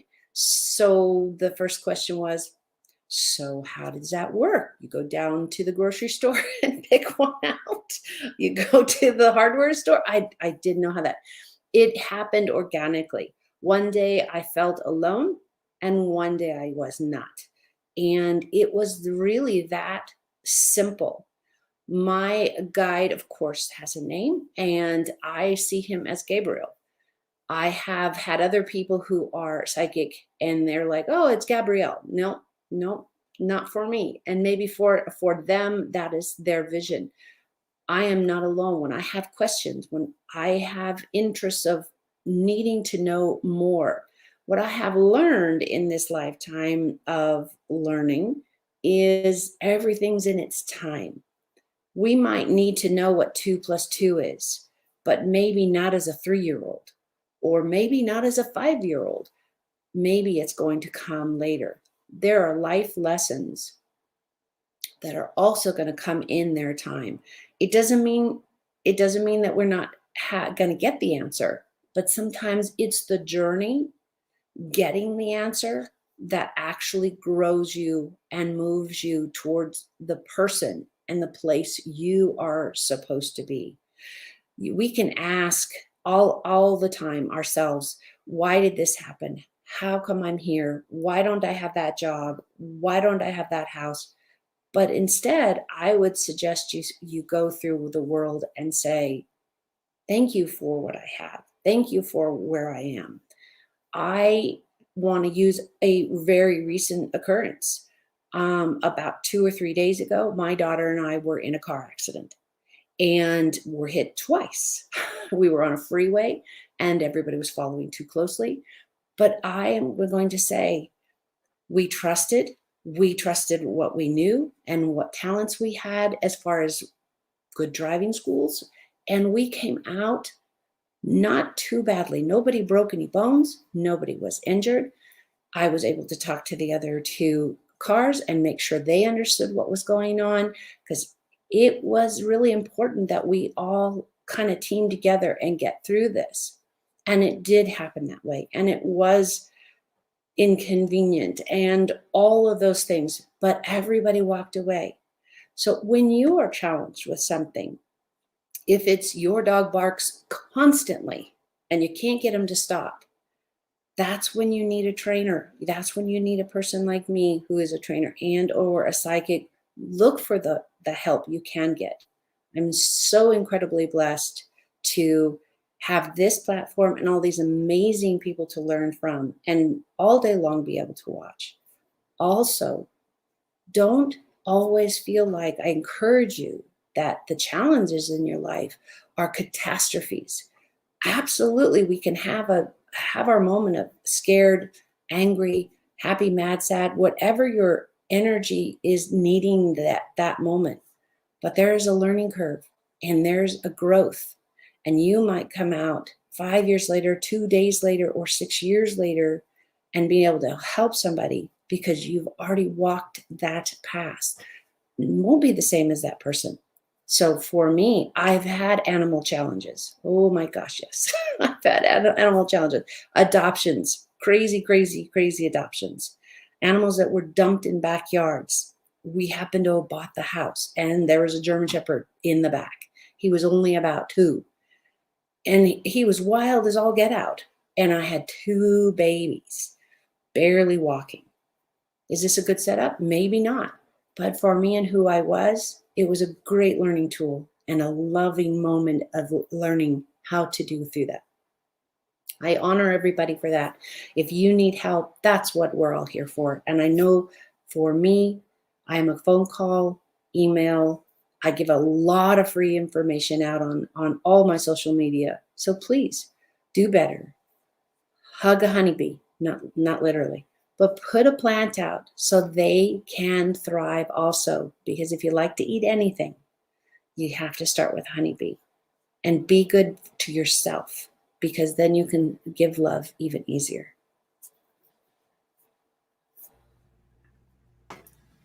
Wow. Wow. Well done, AMINAH. Oh, AMINAH, I find you absolutely amazing. I find that, you know, when you communicate with the animals, with the pets, how do they communicate? How do they communicate with you? Do they complain about their family owner or certain foods? Madeline, you'll love this one. Your question is wonderful. I love this one. I had a client who had a lot of medical issues. He was elderly. I happened to have boarded my horse at his ranch, so I saw them often, his pet and he. And just walking by one day, and the dog said, "He's smelly, but he's mine." And I was like, "Okay, did I ask something?" Well, he didn't bathe a lot. This was true. He lived on a ranch. But the bigger thing is he took a great deal of medication. And what we as human beings, if you can smell somebody's taking medication, then they should probably go see a doctor if we can smell it. But animals are very strong in their senses. Eyes, ears, nose, hand, paws, the whole thing. That is all about the tactile. It is, so this animals just say, no, he's a good man. I get fed, I get hugged. Yeah, he probably could take a shower once in a while. And it's just amazing what I get to hear. And it's because I've heard it since I was a little kid. It was really, really scary to actually tell people. And I got caught all the time in a store, in a park, in somewhere. And the dog, of course, I'm talking to the dog and the person's just standing there. And it's like, oh, I'm sorry. You exist also. I promise. I don't care about you, but you exist.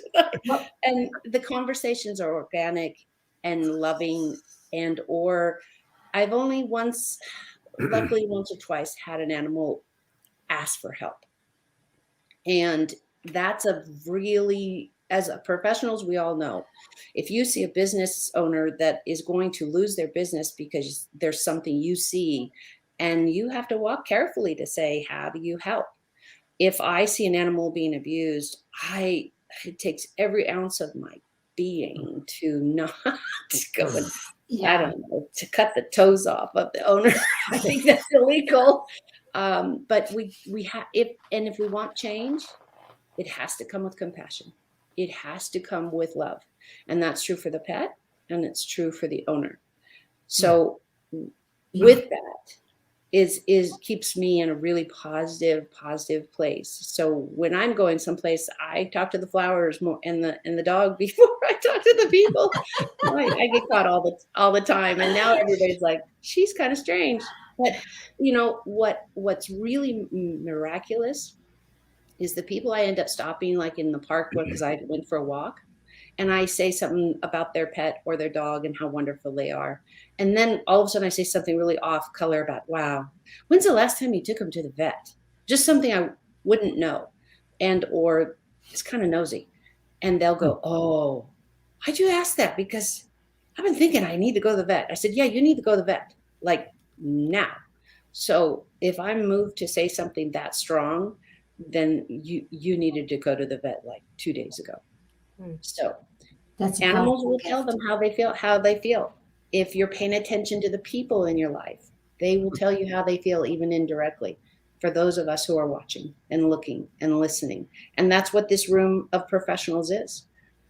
We're watching, we're looking, we're listening, but we're also giving free information. I do readings and offer free information anywhere. They don't have to do it. That's free will. But at least I should share that there is another way to handle a dog that pulls on the leash. Because if you've got a child behind that or a small adult, somebody's going to get hurt. And the dog is going to get blamed. Yeah. Not us. So it's prevention. It's love and prevention. Thank you, Amina. Thank you, Madeline, for that question. Al? I've been owned by both cats and dogs over the course of my life. I've been owned. So my question, Amina, is which is it, cats or dogs that have the better sense of humor when you're talking to them? It is as individual as people, because they all have their own personality. If you've ever owned a lizard, like an iguana or any of that, which I know people who have, they're just, see your head, they're just as quirky. Now, don't even get me on the insects. The brain is like, I don't know if they have brains, but it's like bite you, blood. Okay, I'm out of here. But the sentient ones, it's if you've done any of the big animals, they get it. They know you. They are going to figure out how to manipulate you the best to get their result. So there's no one culprit. There's no one culprit. I had a pet iguana down in Panama, and I used to take him out walking every day. Yep. Really? And they're great because they will do the harness, they will do the harness thing, and I've seen a million good YouTube videos. It's hilarious. I've actually seen somebody do this with their alligator. Why? People just don't understand. Because the brain is, like about this big in that dinosaur animal. And so, first of all, you can build a relationship, sure, but you have to remember, if you're not taking into context that tail and those teeth and those toes, man, you tick him off, you're in trouble, because you've got no defenses. I'm sorry, this is fragile. All of this is fragile. But it's hilarious. You can see movies of people walking alligators across Florida or somewhere, and you're like, why? We are not going to figure that out today, that's for sure. But we have to move on to our next presenter, Mr. Red O'Loughlin. So I'm going to put the rest of us backstage. Great presentations, Amina and Really great, Madeline. Thank you. Fantastic, AMINAH. All right, here we go. Hi, Red O'Loughlin here. A little bit about me. I'm the oldest of 9 kids. My first love was chemistry. About sophomore in high school, long before I met my wife. We just celebrated 54 years together. But I said I do to the Navy on a Sunday afternoon with my best friend. He flunked. He ended up 4F for Vietnam. I got an invitation to Vietnam. However, the following Wednesday night, I said I do to my wife. I put 31 years in the Navy, 54 years with my wife, and we're just doing exceptionally well. Been to 61 countries in the year, joined the Navy, see the world. I certainly did. But things that I've learned along there, about 15 years ago, I retired from the corporate world. And nowadays I write almost every single day. In fact, I had 630 days in a row before I caught COVID, and that kind of disrupted things, but I was going for 1,000 days in a row. I have almost 1,000 original content articles on LinkedIn, about 1,500 blogs on my website. But what I do is I write, and I also author books. When I started out writing books, it was on self-improvement, motivation. I was speaking around the country, selling my books and CDs in the back of the room. And I enjoyed doing that very much. My wife came down with breast cancer, and all of a sudden my world shifted a lot. And I started researching, using my chemical background, the cellular level of the body, what causes things to happen chemically. And if I could find a root cause, in other words, this happens, this happens, this happens, if I could stop this here or accelerate it or decelerate it, I found that to be exceptionally fascinating. Well, my first focus was, what can I do to address the symptoms, side effects of the drugs my wife was taking? And we solved a lot of them and pretty successful. But then as she's coming out of this and becoming more and more human again, I kept up my research, and my primary focus is longevity. What causes people to age? I wrote a book on it called Longevity Secrets for Healthy Aging. And there's 2 primary causes for aging: human growth hormone, that we have a lot of when we're a toddler, and we start losing it as we become a teenager. And then later on in life, we have almost none. But when we have the human growth hormone, we're in control. When we don't, aging sort of takes over, and we start having a lot of other issues. But there's a lot of easy ways to increase, almost exponentially increase, your human growth hormone from 10% to 1,000%. I mean, it's just, if you don't know what you're doing, any road will get you there in just about any case. But with human growth hormone, there are certain things you can do, and they're not difficult.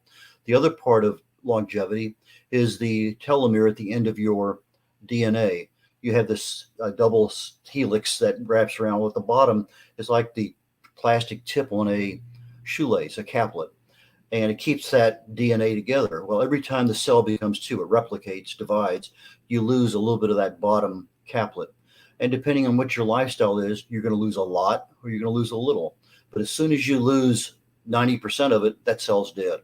And that's the end of that particular cell. Well, that's how our body works. As we get toward the end of our life, we have fewer and fewer of these cells that have room to divide. And again, you make decisions about what you eat, how you exercise, smoking, drinking, stress management, weight management, all sorts of things.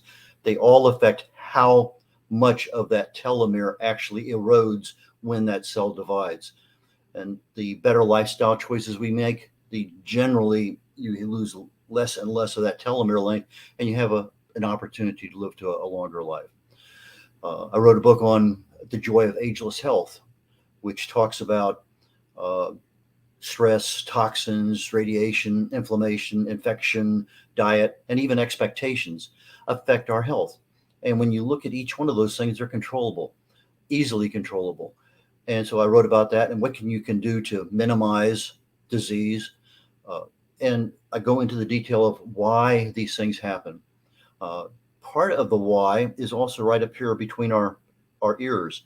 We have a subconscious mind, and our subconscious mind has a certain set of regulations. And when you operate in that realm of talking correctly to your subconscious mind, for instance, I don't want any pie. In other words, I'm on a diet. Well, number one, subconscious mind doesn't understand not. It has no idea of a concept of negative. It doesn't understand future. It only understands present tense. And it has no concept of what the word want or need. Those are conscious words. And hang on one second. I am noticing my computer start to wane, and I need to do something about it rapidly here before I lose everybody. Okay, that should take care of that. Thank you. The want and need is a conscious decision, but our whole lives are run 95, 98% by our subconscious mind. So expectations, intentions are things that connect. So if I intend to do something, I expect to do something, those are stronger words when you talk to your subconscious mind. So I wrote a book on that called No Matter What You Can Do It. I have probably 45 or 50 articles on Alzheimer's that I'm putting into a book. This will be a compilation of those articles that I've written. But each one of those things, Alzheimer's, for instance, we think about, well, we got this plaque in our brains. Well, how did that plaque get there? Well, back off a little bit and you say, well, that caused that plaque. Well, what caused that other thing in product? Well, there's probably 7, 8, maybe 9 different pathways. And you take a medicine and it fixes that pathway or it stops something from happening. But you still have 7 or 8 other pathways that are still open. And so as you start looking at our health, those are things that you might be able to tell I have a little bit of passion about this, but those are things that I do. So I write, I speak primarily on health, wellness, longevity, aging, age-related diseases. Those are the things that I constantly research and come up with information on. If somebody would love to have me speak to their group, more than happy to do that. But I also publish books for people. I've worked with Dr. JACALYN on a couple of hers. We're working on a third one right now. And writing is kind of a precursor to being an author. Authoring a book is not real difficult. It's probably harder to edit the book than it is to actually write it. But when you're writing a book, there's a lot, depending on the kind of book it is, there's some very easy ways to do it. So let's say I was working with CINI. I said, Al, tell me about the first car you ever had. The mere fact that if you structure a book as an interview and each question is a chapter in your book, and in the chapter you take and write down bullets of the things that I want to cover when I answer that question, then that becomes the process by which you have a conversation with somebody. You allow somebody to interview you and you record it. Now you have a recording that can easily be transcribed into a manuscript. But you also need to have those little stories in your life. We just listened to AMINAH talk about different stories that she's had. But take a look. One of the stories I have when I talk about cars is the fact that I'm driving over the High Bridge in Corpus Christi, and there's a big thunk. And then all of a sudden, I see my left rear tire passing me and rolling down the side of the bridge. So I end up driving down on 3 wheels and a brake drum. And that's a little story. There's other stories that go there too. So you have to intersperse the stories in there, because the data is nice information. You're giving an answer to a question, but you need the humor. You need the little vignette that goes with that to keep the audience engaged. And so I publish books for people. My primary function in publishing is you give me a finished product, I give you a finished product. So as you give me a book, a manuscript that's edited, proofed, ready to roll, I'll turn around, create an author account on Amazon for you, and I'll give you back an ebook and a physical book and all your intellectual property. And that's what I do in order to help new authors get done. I have published about 30 books so far for people. And with that, I'm going to turn it back over to our I'm not sure what to call the group, but the USA Global TV and Radio Network stars today. Thank you so much, Red. Excellent. Really good. Wow. Brilliant. Who has some comments or feedback they want to give to Red? Please. I'll start. I just went through a little health crisis a couple of months ago, and your points, Red, about the little changes that you can make in your life that make a big difference in the way you feel and a big difference in how healthy you are. I think they're really resonant, and most people are very mindless about what they eat and how they live and don't think very much about any of that. And I'm living proof that it comes back to bite you. Some of us are very lucky and it doesn't bite very hard. You know, Mr. CINI, I just wanted to mention one thing. Remember when we did the role plays for The Power of Listening? Mm-hmm.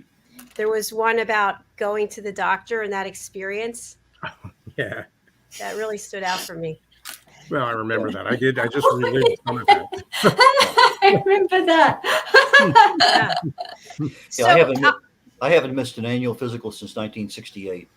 I had 31 flight physicals in a row. Every single, you get in the habit of doing things and you do them. I have my annual physical coming up within the next 30 days. And so these are things that if you know where you're at, you can see a trend starting to go off in a direction you don't want. But you also know when you're on the path and everything is good. And there's a lot of things you can do that the doctors don't even, well, they probably know, but they're not included in your normal processing. Whereas I have a C-reactive protein test that I order. It's basically tells me how much inflammation is in my body. It won't tell me where, but it'll tell me that I have a problem. Most of the time it's 0 or near 0. A homocysteine level test tells you how good your heart is. There's just a lot of things you can add to the test that whether you pay for them yourself at a local lab for $12.95 or you let your insurance take care of it, doesn't matter. But there's a lot of information out there that you should have that we just don't get every year when you get your annual physical. Good points. I just want to say we have guests backstage. I'd love for you to use the custom background for the show. Thank you so much. Okay. Who else would like to share something with Red? Madeline? Yeah, I find you just amazing in the way that there's so many people now that have so much, lots of things happened in their lives that the only way for them to really work through it and look at it by detaching is through writing their life story, where they go into it fully integrated with you, and then that's it, meaning they've done their book, the energy, the pain, the suffering, they've worked through it. Yeah, sometimes it's not even It's amazing you have this. Yeah, sometimes it's not even the level of pain that you've gone through in your life. Sometimes it's just that funk, that fatigue that we just can't quite seem to get out of. And my wife, when she was going through chemo and radiation, I read a book called The Walls Protocol by Dr. Terry Walls, and she has 4 parts of her protocol. I put my wife on one of them the first day of radiation. She was taking 1, 2, and sometimes 3 2-hour naps a day. I could not control fatigue. That was one failure I had. I put her on that particular protocol, and within 48 hours, she didn't take a nap. A week later, she's working back up at the church. The last day of radiation, of which her radiologist expected her fatigue to get worse, we drove to Jacksonville, Florida from Houston, 1,000 miles. I rented a U-Haul, brought my parents' estate stuff back. She followed me 500 miles each day by herself, 48 hours after her last radiation treatment. Wow. Fatigue is something that is more dietary than it is mental, and we don't understand that. ADD, ADHD, depression, anxiety is all a side effect of some kind of things that we're putting in our bodies. And if we don't know, we keep doing it because it feels good, and that's all I know. I have a habit, and that's what I do all the time. But there are very easy changes to make, and they're not difficult, but we don't know what they are. What I find amazing, Red, is the fact that you've done so much, like lots of research, and you really have, and then written it into a book. You've done your research, read, and then come to your own expansion and conclusion, and written it in a book, your results, your proximity. You've written it in a book, and I find that I applaud you. Oh, thank you so very much. Applaud you, Red. Really. And USA Global TV and Radio Network has offered me the Talking Heads option. And so if you want to listen to a 30-minute thing on pain management or Alzheimer's or post-pandemic health, there's a lot of things that I've talked about, and it's in the archives of USA Global TV and Radio Network. Please go there. I do a 30-minute segment, usually 6 cycles or something. Right now we're doing post-pandemic health. What can you do to be much better after this pandemic's over? But anyway, thank you very much, Madeline. I appreciate your kind comments. No, thank you, Red. Thank you. All right, thank you so much. That was fabulous. That concludes our second hour. And Mr. CINI has changed again. Thank you so much. For those of you just joining us, we're changing every hour. So you don't know what you missed. So you have to go back and watch it from the beginning. You have to go back and watch it. So we have some of our guests backstage, and we're going to move into the third hour. You are all welcome to stay and comment on their presentations. When we get to 10 in the stream, of course, that's the maximum StreamYard will allow. So let's welcome our guests for the third hour. Hello, Ann O'Connell. Nice to see you. Welcome. Hello, Diann Floyd BOEHM. Hi, guys. Great to see all of you. Nice to see you as well. Hello, Philip Sykes in the British School of Excellence. Philip. And hello, Jane Malyon, the English Cream Tea Company. Nice to see you. Thank you, Diz. All right, so we're going to Hi, start. Jacqueline. Can you actually see my video? Yes, we can see you. You look great. Great. Good. Okay, well, that's great. I can't see myself, so hopefully.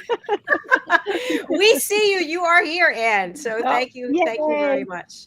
Okay, so the way this third hour is going to work is that each of our new guests for the third hour will have 15 minutes to promote their work and what it is we're doing. And then we as a panel will come back and have a chat with you afterwards. So Diann Floyd BOEHM, you are up next, my friend. Are you ready? I guess I am. All right, take it away. Thanks. How exciting to have a reunion again. Thank you, Dr. Jacqueline. It's amazing. Congratulations to you and all the work you do. And CINI, you're incredible and amazing. And the commercials you've done for me. If anyone's looking for a commercial to help promote their book, this is the place to come to. That is for sure. So thank you all very much. So for those who don't know me, my name is Diann Floyd BOEHM, and I'm a children's author, and I have my first out. It's been out a couple of years now, a young adult historical fiction book. And I'm excited to see that my publisher, Ann O'Connell, is here. I have another publisher, so I feel blessed to have two, Texas Sister Press. But Ann O'Connell, she gave me my very first opportunity to have my books published, and I feel so blessed to be part of OC Publishing. I have, so where do I start? I start with my whole theme when I decided what was my purpose to write children's books, to go into this field of storytelling, was I decided it was to embrace imagination. Sometimes we need to just slow down, and in our hustle and bustle as parents, including myself when I was a young mom, we're like, go, go, go, go, go. And now I just want people to stop, be still, enjoy the quiet moments, and enjoy imagination and where it can take you. And my books are about loving yourself, being kind to one another, to embrace the imagination of the possibilities of what you can be, what you can do, and that you can soar, which takes me to my latest book, A Time to Fly.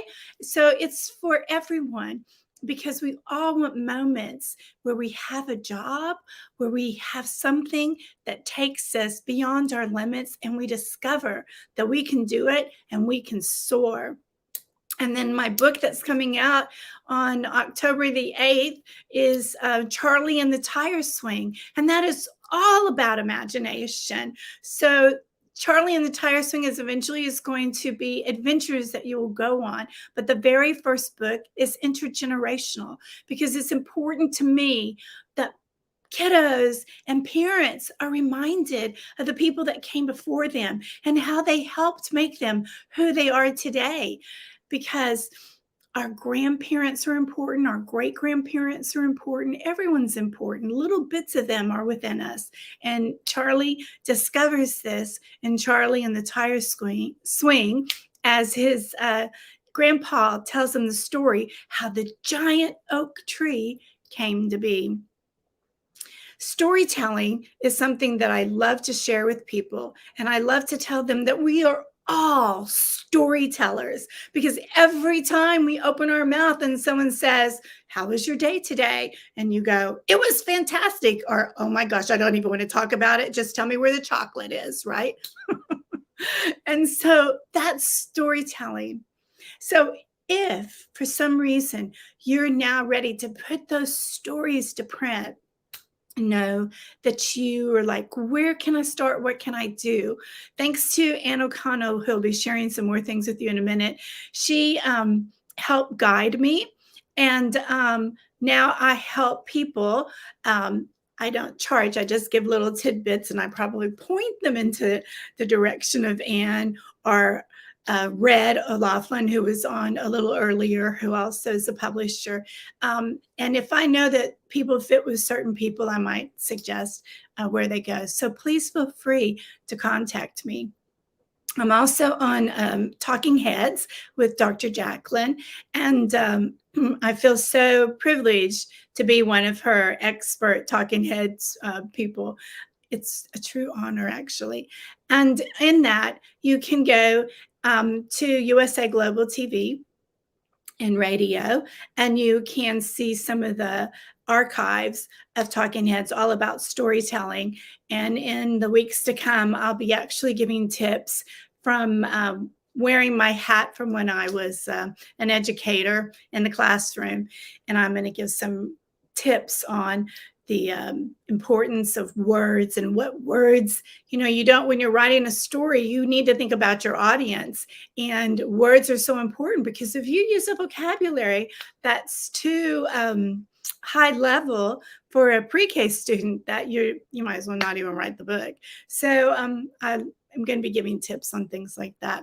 So that is Diann Floyd BOEHM, and you can find out more about me by going to my website, DIANNFLOYDBOEHM.com, DiannFloydBOEHM.com. And you can sign up for my newsletter and never miss an event that I'm going to, or find out how you can just email me right there, and away we go. Thank you, Dr. JACALYN. Well done, Diann. Fantastic. Definitely well done. So welcome back, everyone. Who has questions or comments that they want to share with Diann? Where is Diann, by the way? Oh, here she's backstage. Diann, I left you backstage. Sorry. I do. Yay. Okay. Recently heard a quote from Fred Rogers, of all people, who said that as a society, we tend to put a lot of emphasis on information, and we never, ever emphasize wonder. And that whole idea that there are amazing things happening out there that are not linear, they're just sort of surprising, and they're real gifts. Diann, that's the line of work you're in. And if that Fred Rogers quote finds its way into your next commercial, don't be surprised. I love Mr. Rogers, so I would be honored. But he is absolutely correct. Wonder. And, I just came back from church, and we were singing all these fabulous songs. So it inspired another children's book. So watch out, Anne. Diann, amazing. I love it. Because you let your mind wander as you're being filled with the Spirit. So. And of course, I have to jump in and say, it warms my heart to share the panel here with Diann, who was my very first official author. And I'll share a little bit more about what's coming up for us, book number 7 Great. that Diann and I have done together. So she's a true partner in publishing. That is beautiful. Thanks for sharing that, Ann. Wonderful. So I also want to mention that Mr. Alcini does do fabulous commercials. He really does. And Diann, thank you for your continued sponsorship. We really do appreciate you. Really appreciate it. Thank you very much. Absolutely. All right, Ann. And voice. next, Ann O'Connell. Oh, excellent. Oh, All thank right. you so much. Thank you. I love, Backstage. oh, thanks. I love, Al's got a great voice. So perhaps one of these days I will get you to do a promotion for me. Today, I do want to focus more on my authors, but I'll tell you a little bit about OC Publishing. So I am the founder and president of OC Publishing that I started in 2016. I'm also an author. I write mysteries, and of late, I haven't been able to put pen to paper, but I do have several outlines. So down the road, you'll probably see more from me. But I have 2 novels and a collection of expat and travel stories out. So take a look for those. Um, Amazingly, as I said, I founded OC Publishing in 2016. And earlier in the show, I was listening when Dr. JACALYN was talking about her priorities. And I have very similar priorities. So I first want to give a shout out. I know my mom is watching on the big screen upstairs. Hello, Mother Teresa. I promised her I would say hello. But my priority is mom and my family. And then next, of course, you know, my health and well-being. And then that allows me to focus on my work, my publishing company, and the amazing authors that I partner with. OC Publishing is a hybrid publishing company. And what that means is that it's a mix, or, you know, a combination of self-publishing and traditional publishing, or indie publishing, I guess, is probably more accurate.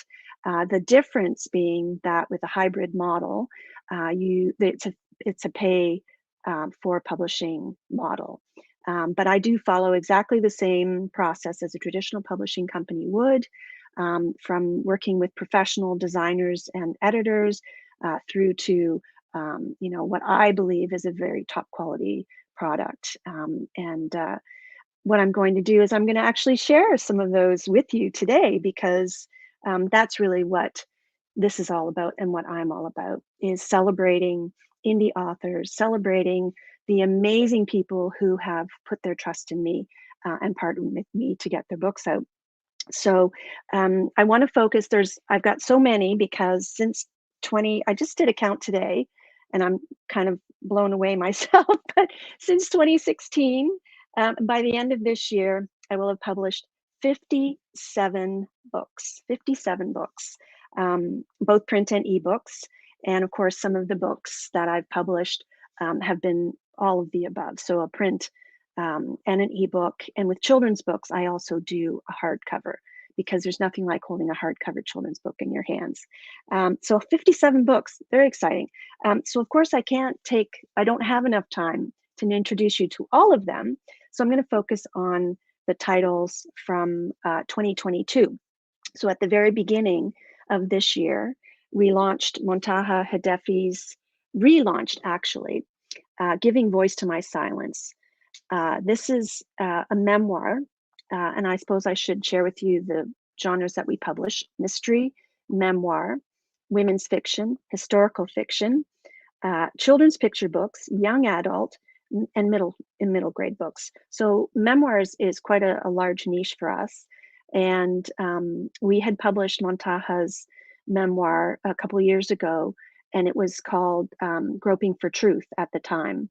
And as the next couple of years ensued, her mother passed away, and there were a lot of other things that happened. So we relaunched the book under a new title with a new chapter, and it delves into her life, her past life, and the abuse that she experienced, and overcoming that abuse, and then, you know, evolving to this amazing woman that she's become. So this Giving Voice to My Silence was the first book out this year, followed very soon after by Linda Faye Schmidt's second novel, The Holding, which is actually a prequel to her first book, The Healing.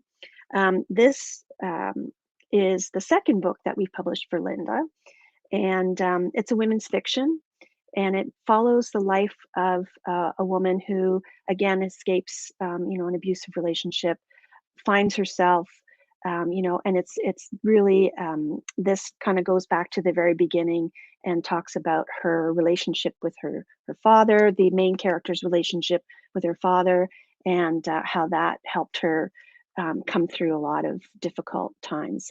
So one of the other books that's coming up really soon is Linda's going to be her third book with us. It's called The Healing and the Holding Companion Journal.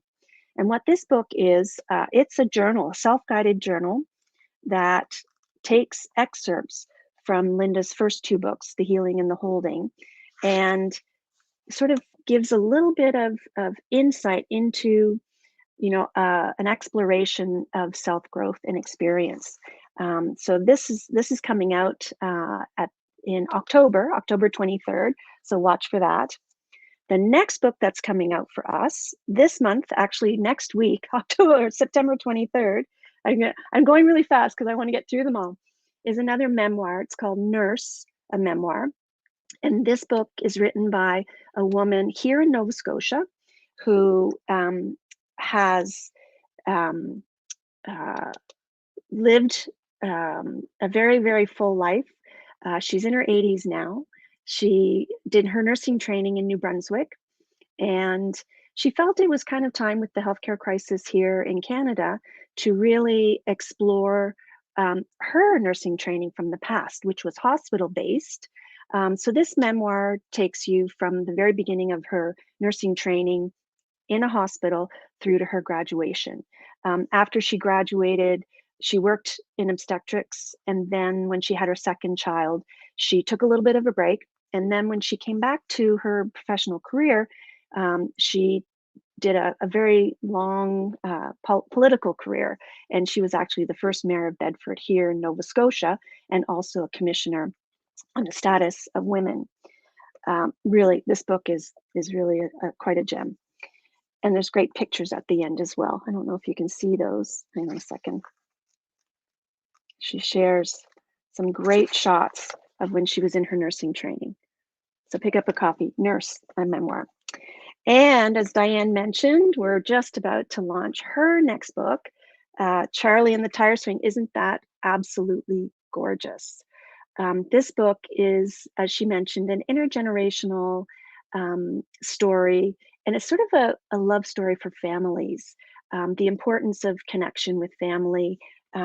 Charlie is having hot chocolate with his grandfather, and they talk about how his grandfather planted this amazing acorn that grew into an oak tree. I'm trying to find this double page spread for you. Look, oh my gosh, how gorgeous is that? So we're really, really excited about Charlie and the Tire Swing coming out. Congratulations, Diann, on our 7th book together. Unbelievable. So 2 other books that are coming later in the year that I don't have copies of yet. Lily's Egypt Adventure, which is Cindy Tingley's book. It's the 3rd in the Lily's Adventure series. I don't have the 3rd one just yet, but it's equally as amazing. It's the story of the life of Jesus told through the eyes of a feisty, carrot-munching donkey named Lily. And her stories are meant for middle grade readers, their first chapter books. So that's an Orange Kitty and the Mouse Parade. I don't have an example for you, but stay tuned and we'll share that with you. So before I close, I want to invite anybody out there who is a reviewer, whether you're a blogger or you like to review books on Amazon or Goodreads, or you're a book lover, you know, show authors, indie authors especially, your love by doing reviews of their books. And anybody who's out there watching who would like to do a review on any OC Publishing title, visit ocpublishing.ca or .com and send me a note, reach out on social media. I will send you a free PDF of any title in exchange for an honest interview. The only other thing that I want to talk about is we do an annual writers retreat, which is coming up in October. The Paradise Writers Retreat. It's October 30th to November 3rd.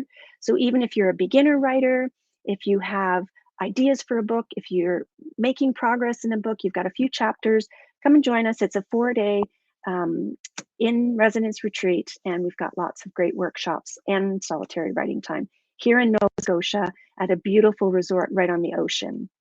I guess the other thing is, if you're an author and you're watching, I do a weekly show called The Author Journey, and it's Tuesday afternoons at 4 p.m. Atlantic time. So if you're interested and you'd like to join me, please again reach out or email me, ann@ocpublishing.ca. And I guess that's kind of it in a nutshell. It's a big nutshell, maybe even an acorn.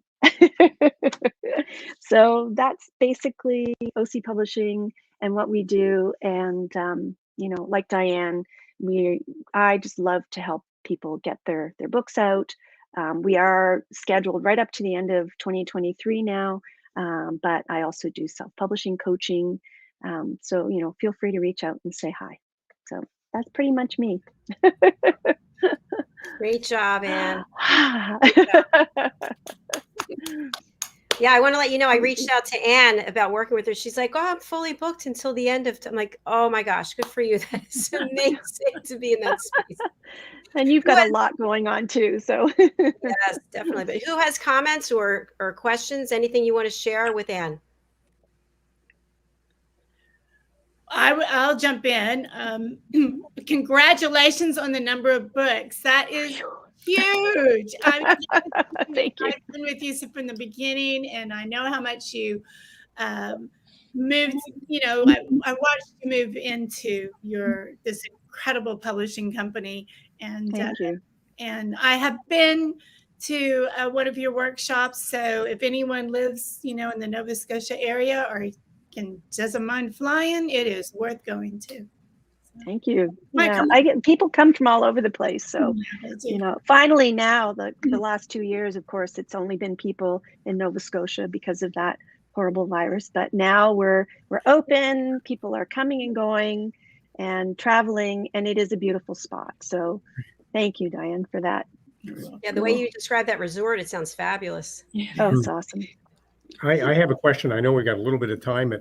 I think it's, and maybe this is a question actually for both Diann and for Ann.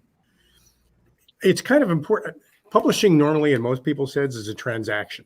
You offer a book, the book gets printed, the printed book gets offered out. But there's a relationship with the publisher when you're working with Ann that is a very important part of the creative process. Isn't that true, Diann?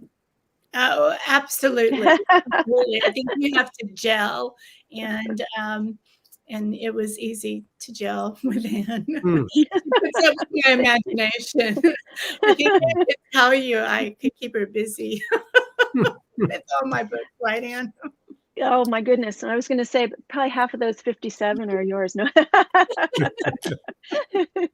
You're absolutely right, Al. And you know, I probably could do a lot more books in a year if I wasn't so hands-on. But that's just who I am and what I do, and it works for my model. And my authors become very good friends as well. So, and there's not one author I work with that I haven't done multiple books with. So, you know, I love the authors I work with. It's an amazing, at this point, it's a very large group of women, but, you know, we're open to anyone and anybody, but, you know, it's probably, you know, because of the genres that I focus on, that, you know, it's more predominantly female authors. So. Good question. Thank you. All right. Anyone else have anything for Ann? Well, I'm going to throw something out there. Oh, Jane has something too. Okay, good. Go, Jane, because maybe you're going to say what I think. I just wondered, Ann, if you'd come across the phrase that you are a book midwife.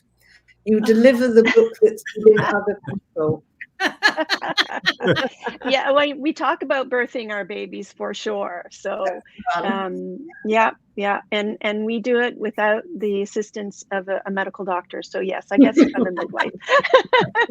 Thank you for that, Jean. And I was just going to say, I see 3 men right there, and each one of y'all could have a book. So funny. There's a book inside all of us, right? Oh, absolutely. More than one. All All right, let's move on to Jane. Jane, are you ready? Yes, of course. Of course you are. All right, enjoy. Well, hello, everybody. How lovely to be here. Now, my products and shop is mostly available in the British Isles, so that may not suit you where you are. And in fact, we were just hearing from somebody who's in Nova Scotia, absolutely lovely, one of my favorite places, but it's not easy for us to deliver fresh afternoon tea, which is what I do, to Nova Scotia. We do have some other products, and of course my book. My book is available overseas, so I thought I'd just mention them. I'm so lucky to be involved in the world of afternoon tea and something called English cream tea. It's a most delightful tradition. Nelson Mandela said it was Britain's greatest export. Well, of course it is. So every day we bake scones, or do you say scones? Either's all right. And we're packing up goodies and making sandwiches and cakes. You can actually see this going on our TikTok channel, which is known as @AfternoonTeaJane. And it's good fun. But we also have our own ranges of teas and our own jams. We've even got things like this, gift boxes, cut out the caffeine ones, low caffeine, oh boy, or Christmas time for tea. We can send things like this abroad, but unfortunately you have extra costs because of the travel aspect. So when you come to Britain, you're going to have to buy our goods now when you land here. This one's got several of our marvelous preserves, but it also has a scone recipe inside the box. So we've got lots of fun and delightful and British things. Even our tea towels remind you about your manners, because we love a bit of etiquette. So all our products are charming, but getting hold of them isn't quite so easily. Although, I think the broadcasting's struggling a bit there. What's happening? Well, I don't know if you can see me. I'm going to assume you can, but I can't see you. So we have a book, Scone or Scone. Scone or Scone, the essential guide to British afternoon.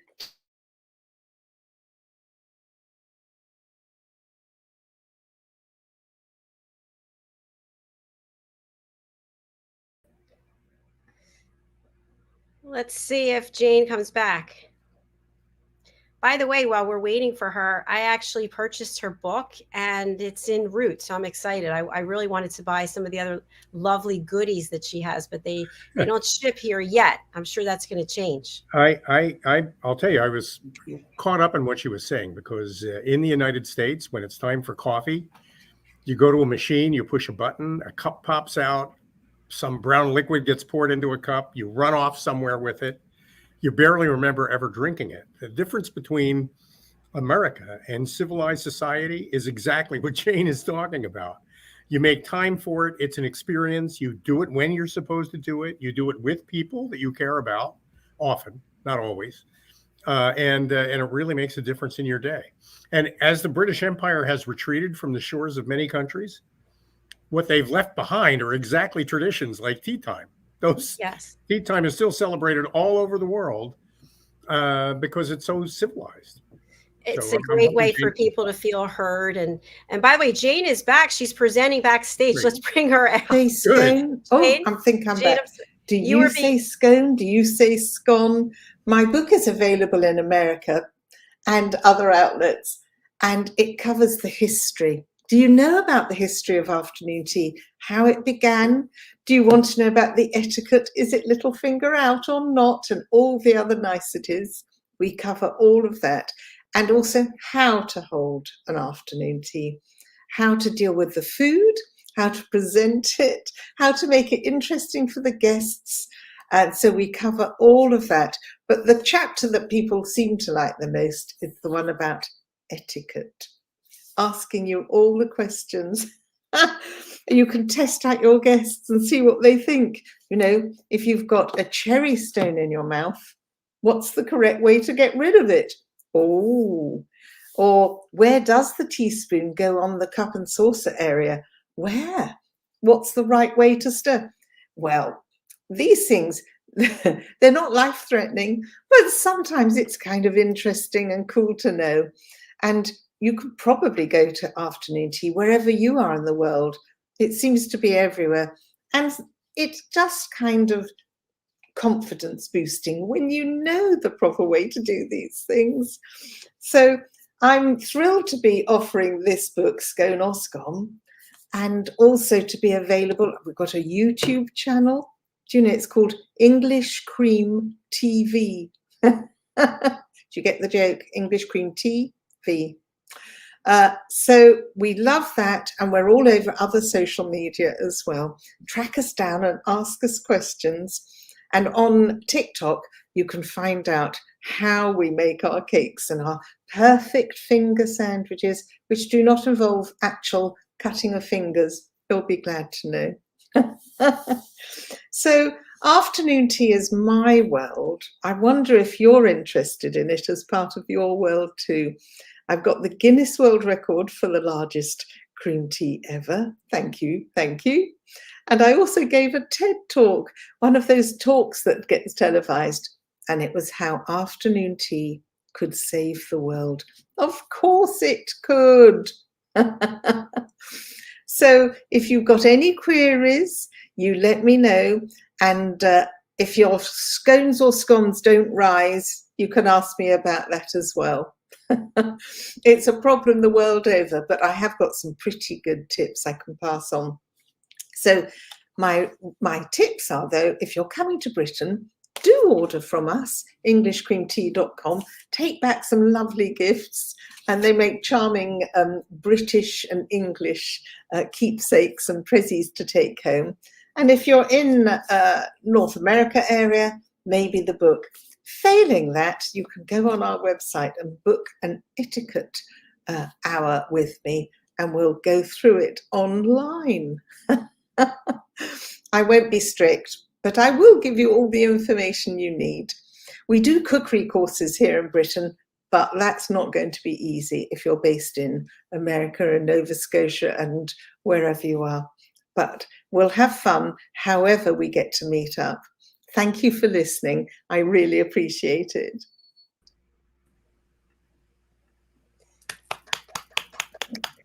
Well done, Jane. Well done. Thank you. And as I mentioned, I've ordered your book, so I'm super excited for it to come in. And then Diane and I will interview you on the corner bookstore.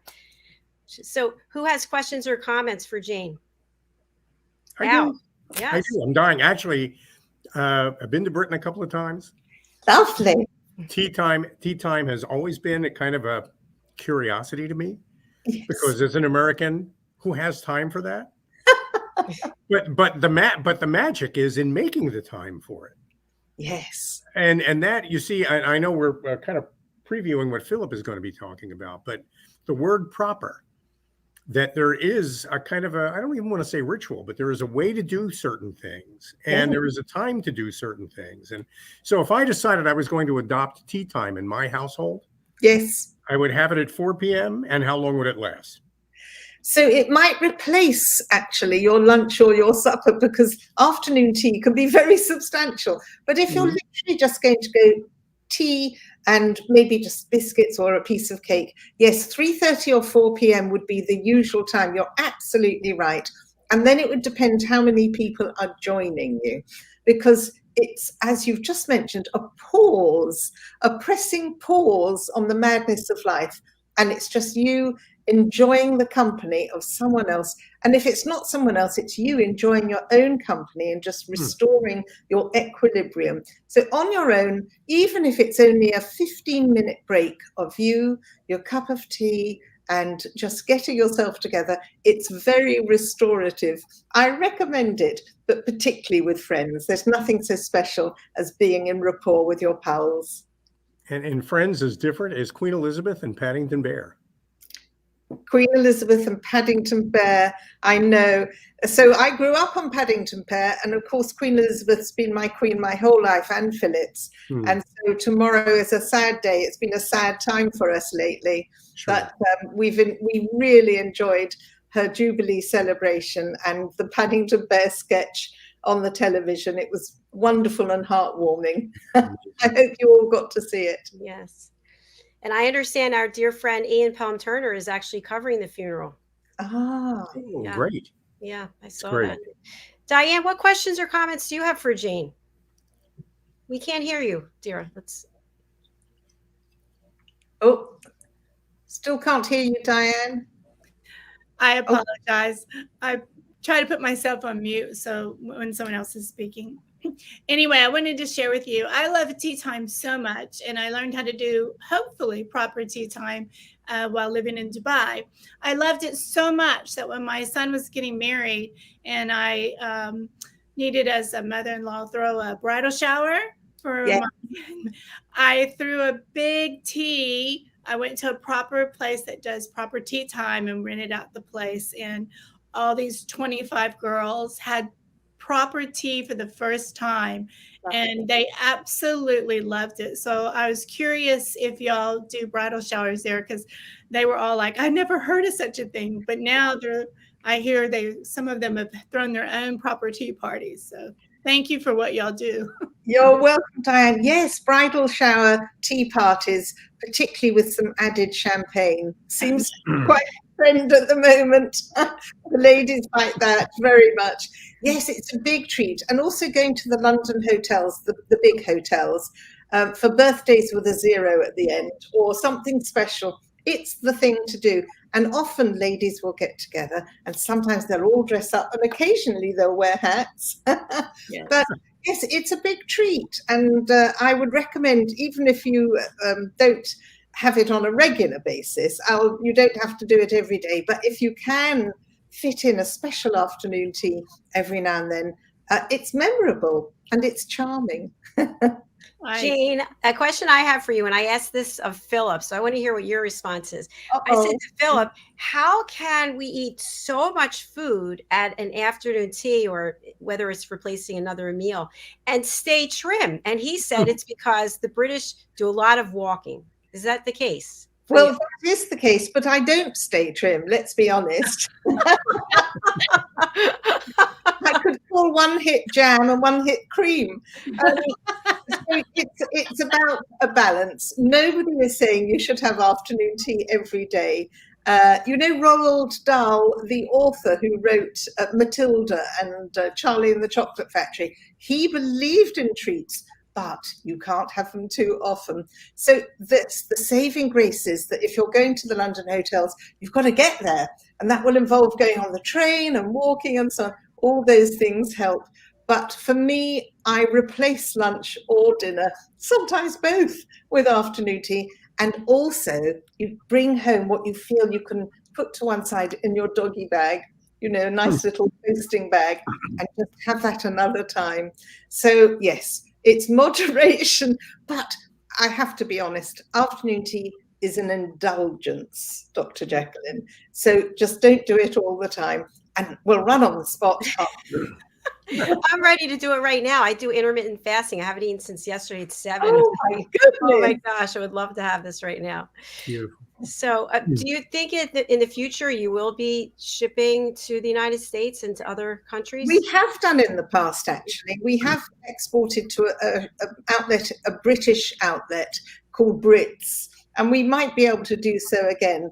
Yes, some of our goods, but we still won't be able to export our fresh sandwiches and fresh cakes, of course, ambient products. But we would love to do so because it just seems that the world over loves this British treat and all the paraphernalia that surrounds it. Hooray! Yay! Yes, please do that. Be great. The world over is an understatement, Jane. It's just amazing how, you know, all of us have had the opportunity to travel, and wherever you go, inevitably, it's almost like seeing an Irish pub wherever you go. You'll always see someone who's putting on an English afternoon tea somewhere in the world, and it really is that opportunity to connect with one another. And as I shared with you the other day, Jane, you know, I love reading this. There are few hours in life more agreeable than the hour dedicated to the ceremony known as afternoon tea, and that is by Henry James.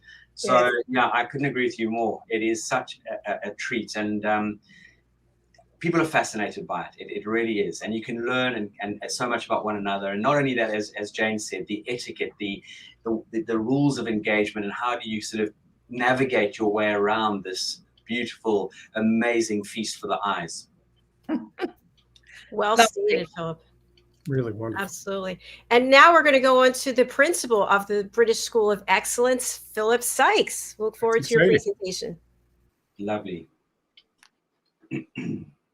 As always, it is such a lovely treat to be here with all of you in the studio, but very, very wonderful and exciting to have all our listeners and the people out there who take the time to engage in this incredible platform, which is all about giving people incredible knowledge, tools, and guidance for life, and for giving people the platform and opportunity to go out there and make a difference in this world. And I know, Dr. JACALYN, you and your team are so focused and dedicated to all of this, and we all have the privilege to connect with one another. At our organization here at the British School of Excellence, we really do focus on bringing people together and giving them quintessential tools to elevate themselves to the next level.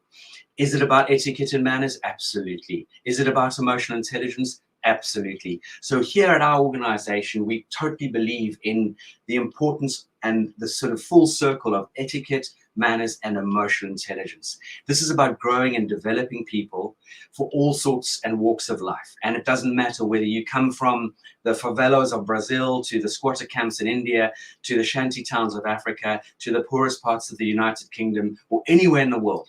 If you fully appreciate the power of etiquette and manners and emotional intelligence, you can elevate yourself to the highest heights that you could ever dream of. And I've seen this through my career, because people have taken on that journey, and doors so big, bigger than Buckingham Palace's gates, have opened for them. And it really is the opportunity to make changes in your life. And just earlier on, as I entered the studio, everything is about going out there and making that change. Red was saying that you can talk is cheap, but you've really got to jump out of an aeroplane and build your parachute on the way down. That's the only way it's going to really happen or work for you.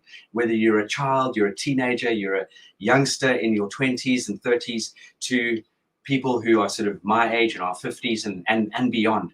It's up to us to realize how etiquette and manners, and I suppose one thing that one of our sort of colleagues said, it really is about creating good human beings.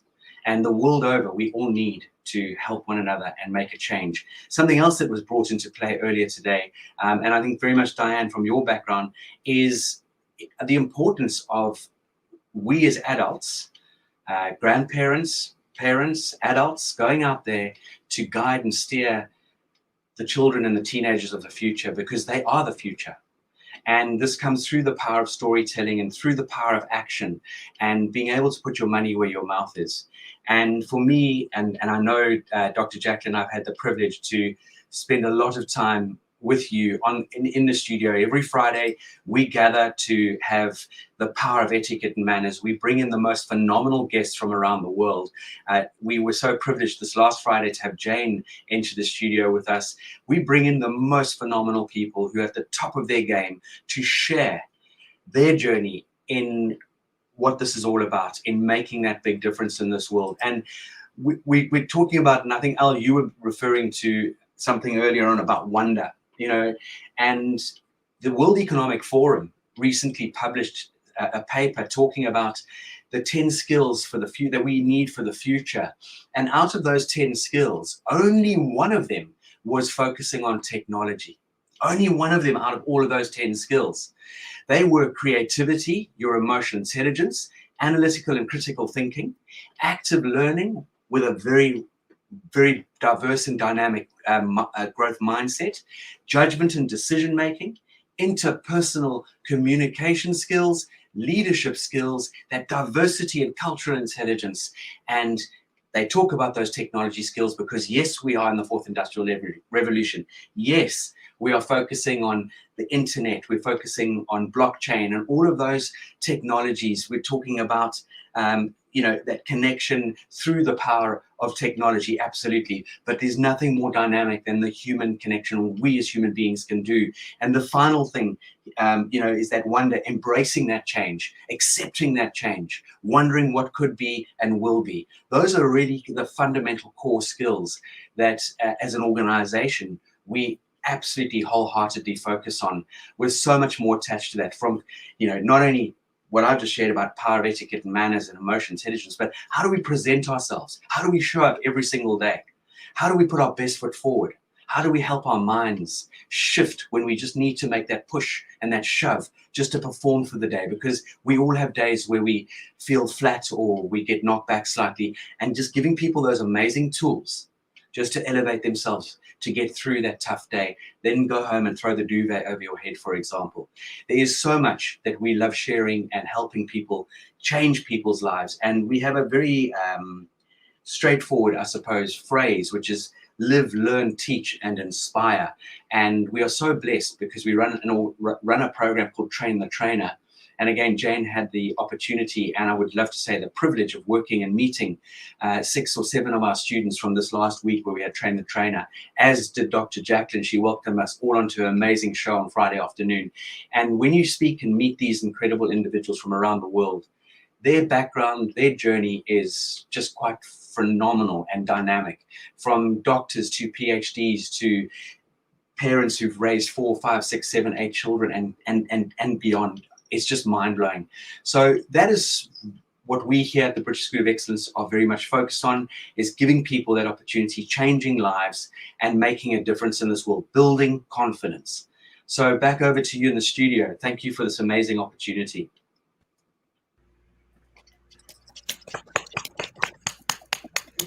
Brilliant. Thank you so much, Philip. Who would like to ask Philip a question or has a comment for Philip? Yes, go ahead, please, Jane. Thank you, Philip. So your work has an importance, and probably it's the equivalent of knocking over a domino. And where they end up going, perhaps you never even find out. But do you get a sense that you are helping people, propelling them into something they never thought they'd be able to achieve? It gives me goosebumps when you give me that analogy. Absolutely, it is mind-blowing. Jane and Al and Diann and Dr. Jacqueline, I look at this as taking an orchid, a beautiful orchid plant, and placing it in the right sort of light with the right sort of temperature, and you just give it enough water each week, and it starts to grow these incredible stems, and these flowers come into fruition. The most beautiful flowers that it's just, you cannot believe what that beautiful plant has just created. And this is what we have the privilege to do, is grow people. And Jane, we have the most phenomenal testimonials and feedback from people all over the world of what, not just the British School of Excellence is way bigger than I am. I'm just one of the sort of, I'm the coal shoveler. I'm just the coal shoveler, the train driver is someone else in the organization. So at the end of the day, yes, Jane, it's a lovely analogy. It's that beautiful domino.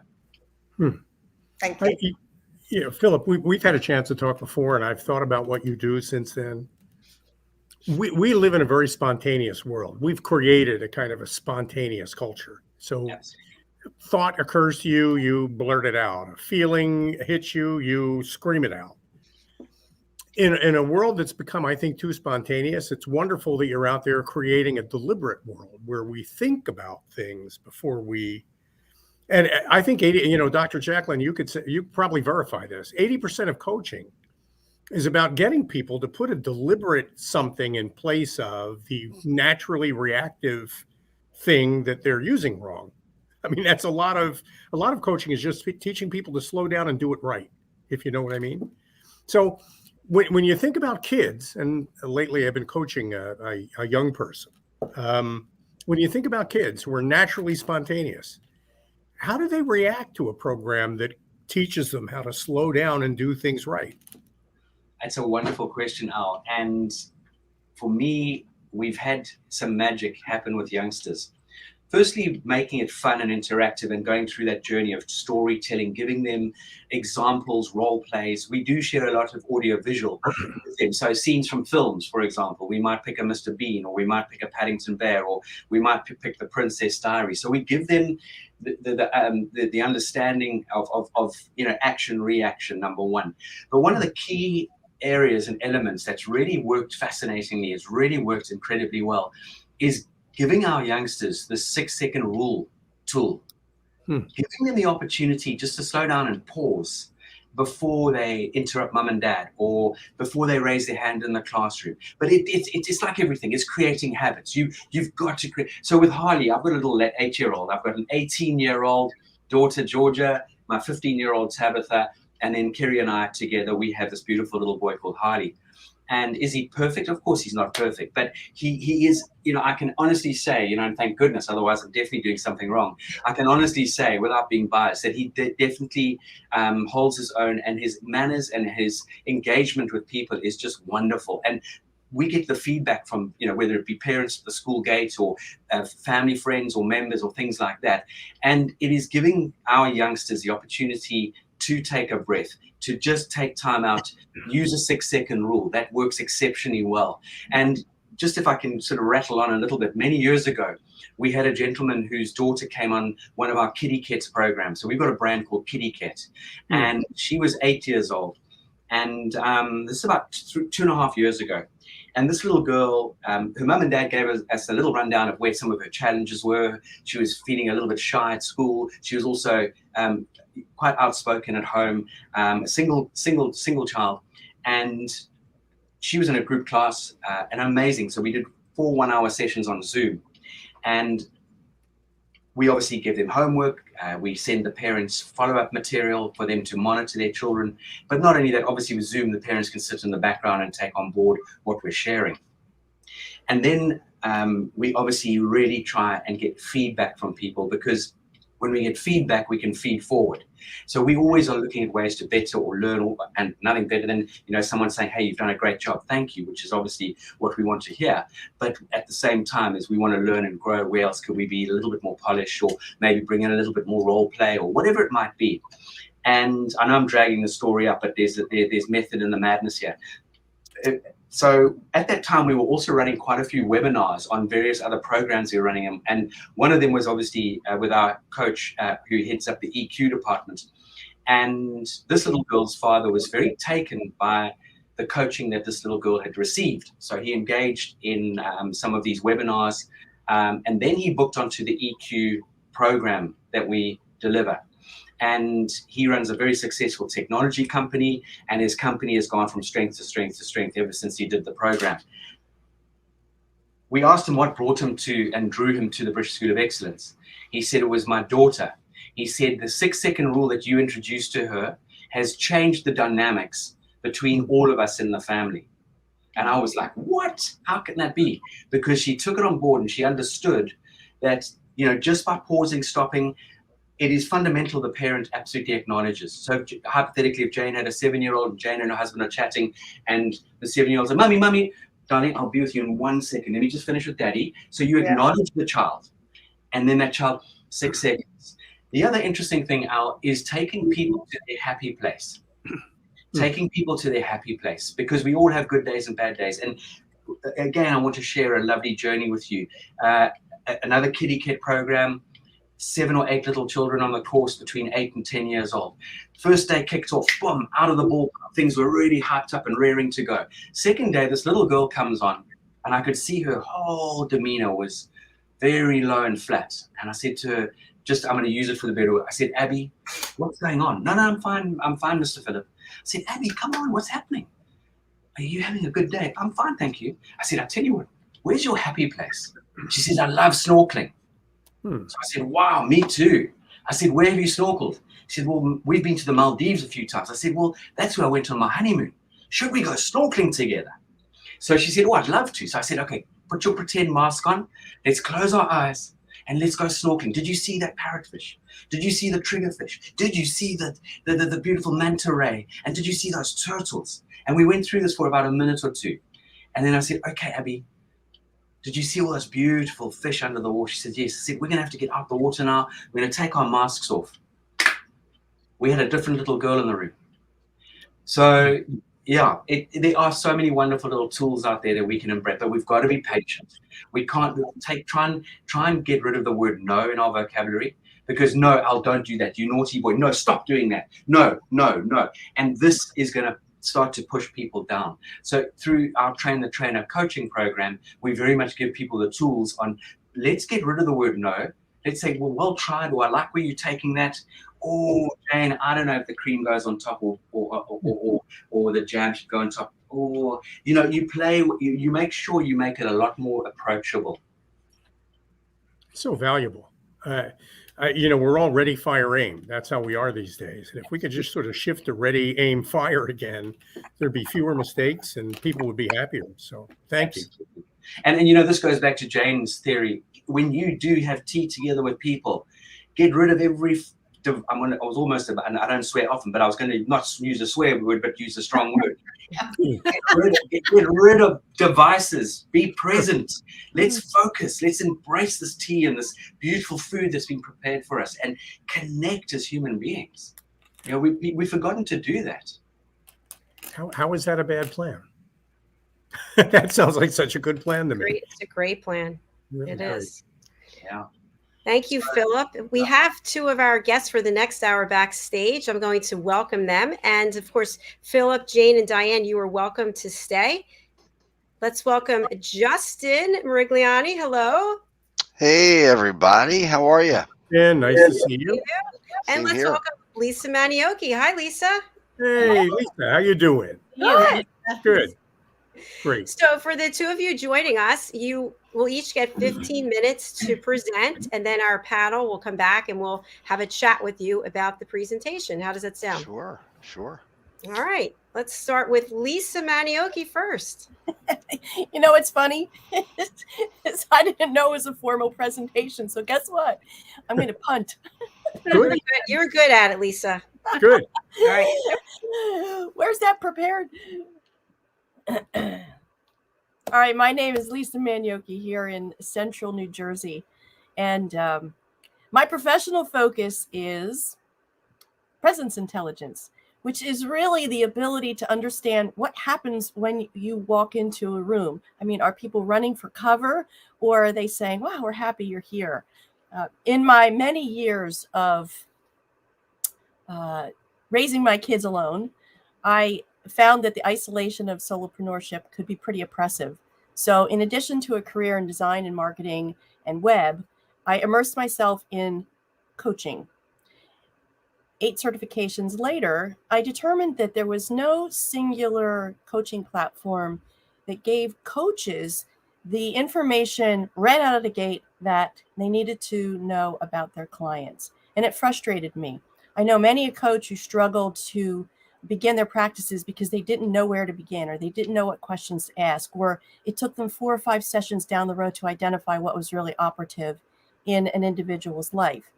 So presence intelligence is an initiative that really does give a coach the lay of the land about their client right out of the gate. And then it enables them to address problems that need to be directed right away, and to prioritize what's priorities as per the client, and then to help be their companion to that client to achieve their goals along the way. Part of presence intelligence includes a presence intelligence alignment inventory, which is an interactive tool that an individual takes. It's about 15 minutes, that assesses the individual client's perspective about him or herself from his or her own perspective. So, in other words, this is not an opinion through the eyes of a leader or a supervisor or a spouse or a child. It's how the individual feels about himself or herself. And one of my favorite mentors, Dr. David Kruger, says that belief drives behavior, behavior drives performance. And what we believe about ourselves tends to show up, for better or worse. Now, in the last several months, Al CINI, who has been with this lovely reunion event all day, and I and our colleague Mark Iorio have found that their initiative which is called BCAT, the Brand and Culture Alignment Toolkit. And mine, Presence Intelligence, is a wonderful merge that is really operative and effective in a community or in an organization in a much shorter time frame than the process of transforming a culture or adapting an individual's personal presence. We found that this is a really great blend of materials, intellectual property, and exercises that we can fit into a half-day workshop for an organization that is comprised of teams, and that's most. So for teams of 4 or more, we'll go into an organization and we'll get a feel for what every person on that team feels about the direction that their team should be, how their team should present, what their team should do, because teams who have a shared purpose will tend to be more effective. Actually, they will be more effective. And the difficult part about teams is that before an individual comes to work, that person is a parent or a spouse or a child or a caregiver or a chauffeur or something else. And whatever goes on at home tends to come in the workplace. Oppositely, whatever goes on in the workplace tends to come home. So our goal with ProFit is to find for individuals a fit in their profession, in their professional role, with the people on their team and the organization that that team serves, so that when they go to work every day, they're having a good day and they feel meaningful and contributory. Because again, life and business are circular. They don't insulate each other from one another. What happens in one place spills out into the other. And when there's harmony in both places, there tends to be longer lasting harmony everywhere. So ProFit is an initiative to find fit. And that would be in an organization, the people with their role, and the roles within the organization. That's where the pro comes in. And fit, from my perspective, is something we all crave. And I don't mean fit in, because sometimes individuals try very hard to use tactics to fit into a world where they necessarily don't fit, where they think maybe they should fit. And I'm not a fan of shoulds. So ProFit is looking for ideals, the integrity of the individuals who comprise a group, and then that individual, that role model that they actually collectively espouse. So we use the input of a group to come up with a role model that has a shape and a form and an appearance in the same way a singular individual does. And when those collective efforts end up generating a great result, then the chances are that their department or team is productive, which contributes positively to the organization, which increases revenue, which in any organization, quite frankly, is the bottom line. One thing that I insist upon in any organization is that we, Mark, Al, and I do understand that making money is a goal of every company. Revenue keeps the roof on the overheads, it keeps the lights on, keeps salaries paid. But the humanity of the individuals who generate that revenue cannot be compromised or prostrated to revenue growth. I have seen organizations get very caught up in numbers and census and how much money is coming in and going out, and it is a legitimate goal. However, the people, again, who make up those teams who are generating that revenue, and that means in every tier of business, from the C-suite to senior management, middle management, direct reports, and the mail clerk. All of them collectively contribute to the stability of an organization. So ProFit for Teams is our latest initiative that blends the culture of an organization with the culture of an individual. I mean, we all have that. And we'll take a look at appearance, speaking, writing, career roles, finances, health, people in lives, interactions, and of course, character. So those 9 categories become part of the persona of the role model that we develop for a team, which gives everybody a singular goal to which they can aspire be happy, feel contributory, use their best assets so that they feel good on the inside, project something good on the outside, and collectively as a team generate excellent results. So welcome to ProFit for Teams. I encourage you to take a look. And presenceintelligence.com gives you more specifics about where my role in this initiative began. And I am very impromptu friendly, so I certainly do welcome questions at any time or a visit to my website to arrange a time on a calendar. Lisa, my friends, I can't imagine you being any more prepared than you were. Great job. Really well done. Oh, no, Al, Al's muted. Al, you're on mute. And by the way, Ricky McKenna, I just sent you the link, so please check I know. your email. I was Go ahead, just going Al. to say that Elisa's been preparing for that her whole life. Yeah. I know that, and you know, I'll just add. Normally we'd ask a question, but I do want to add a little thing.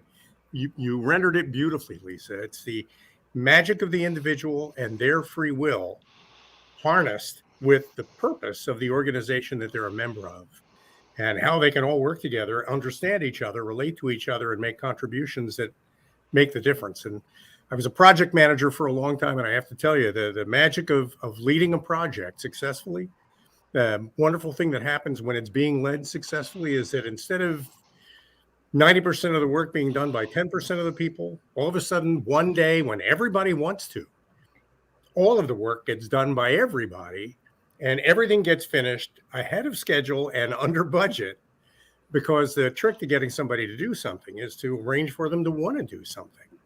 And if they're not intrinsically motivated by the work that you do, then you're just not going to get those results. And that's what working with Lisa has been like. It's been fun. Yep, definitely fun. You know, I mean, think about it. In our week, we spend, many of us spend at least 40 hours in an office somewhere or on our career. So our waking hours are spent doing our job. And what a dreary life it is if the job we're doing doesn't make us happy.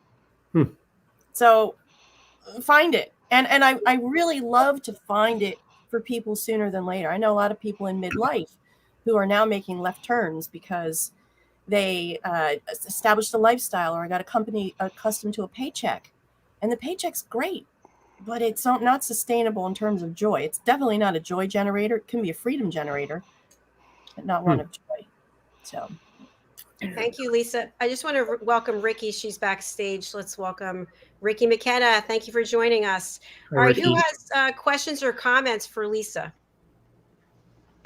Philip, Justin, Ricky, I know you just joined, but.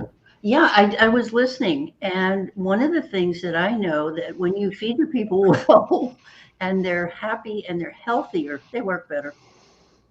It definitely impacts how they function in the workplace as well as at home, and it impacts their work. Yep. Yeah. I just have to echo absolutely, Lisa, what you've been sharing, and exactly, Ricky, as your comment is there.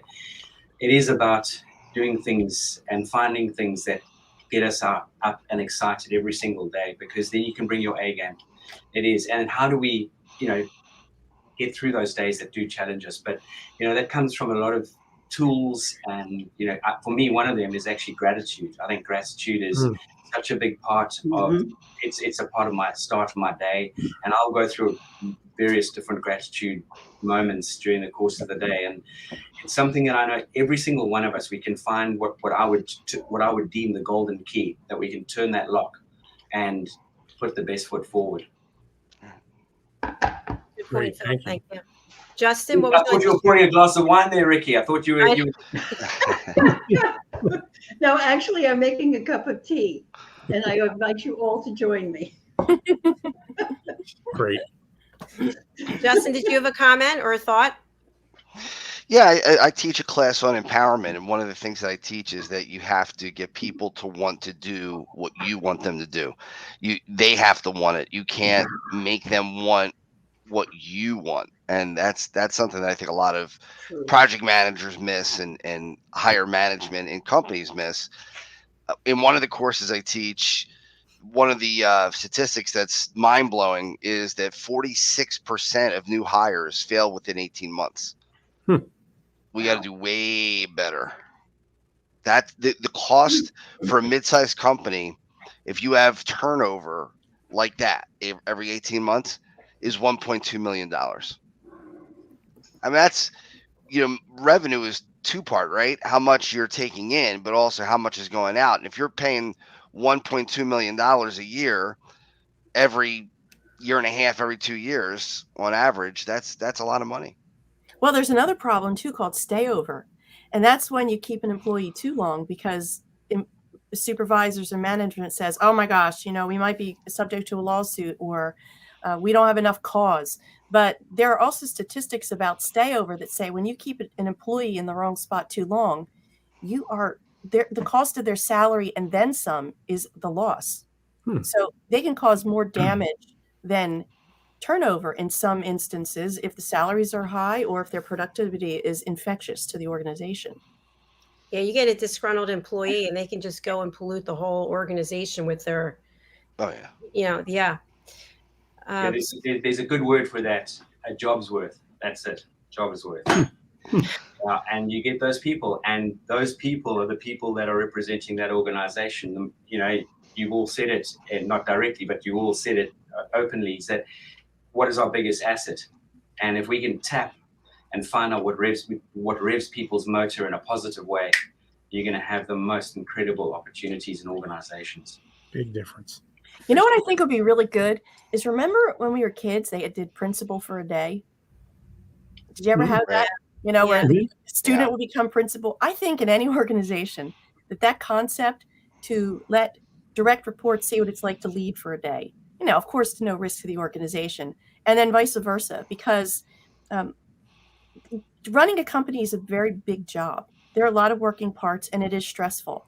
And you're trying to balance the generation of revenue and the different personalities, and do I have enough staff in place? And oh my gosh, there's a pandemic. All types of circumstances outside the organization and within are stressful. You get one person who's rocking the boat, and the boat rocks. And it's a problem.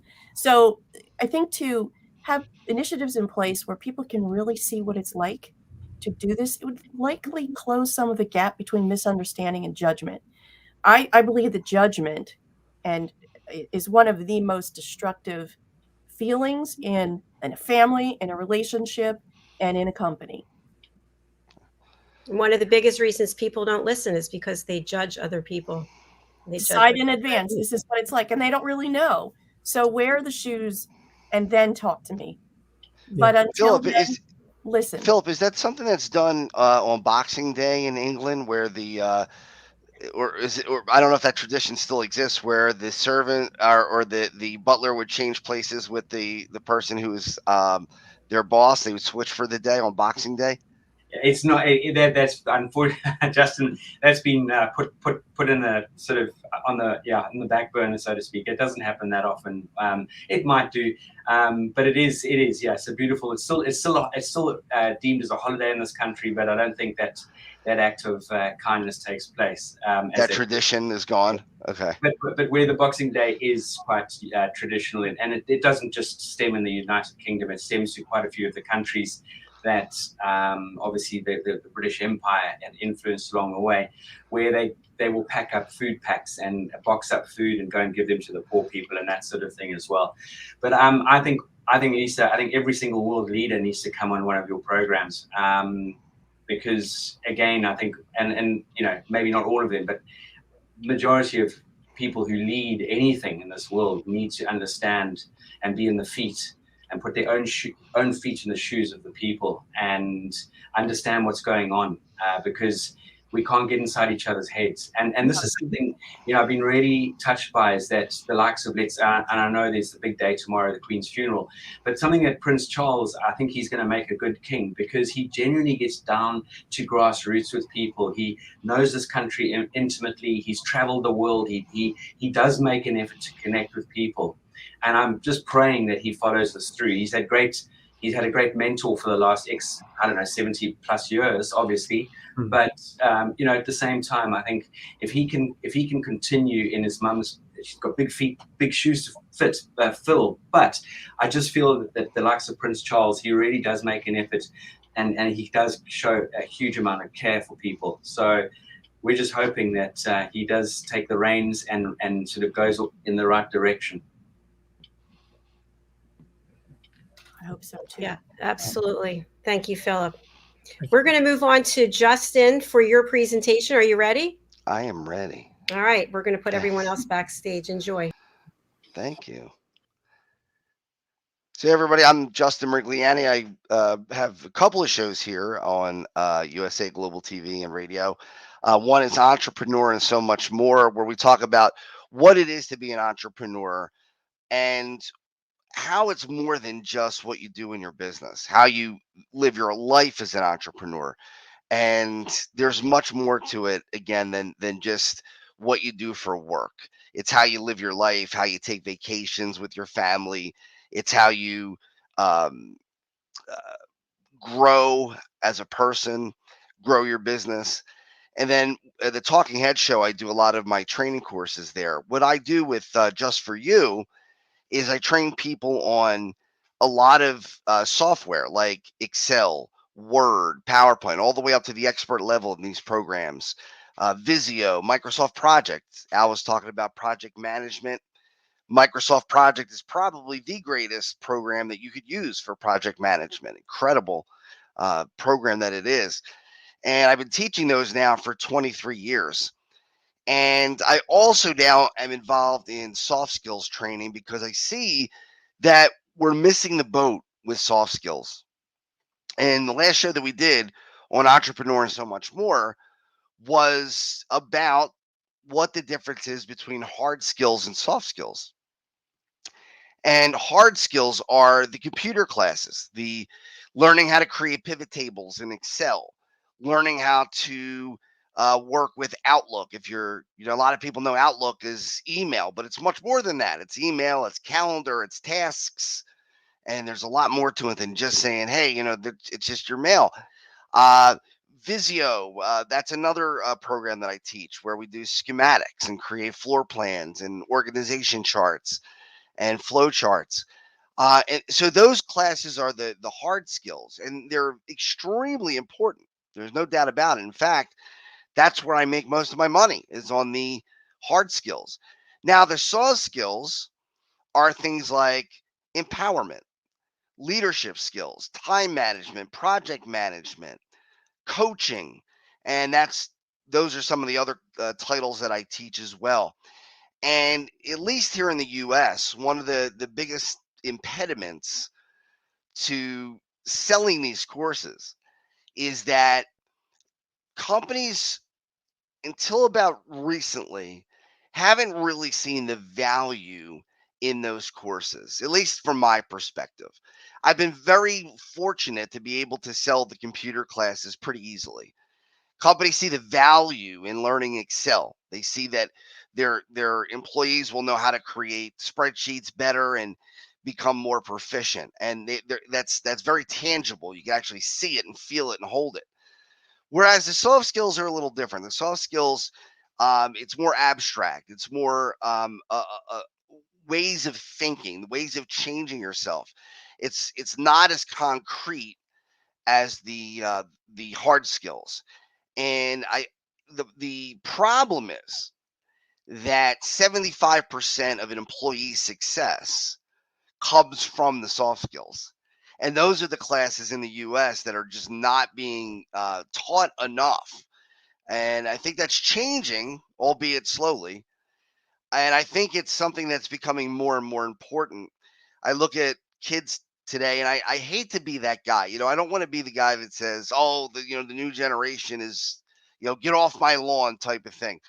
But it's true that the new generation has lost a lot of the interpersonal skills simply because everything has become computerized. We're texting each other constantly, especially people under 30.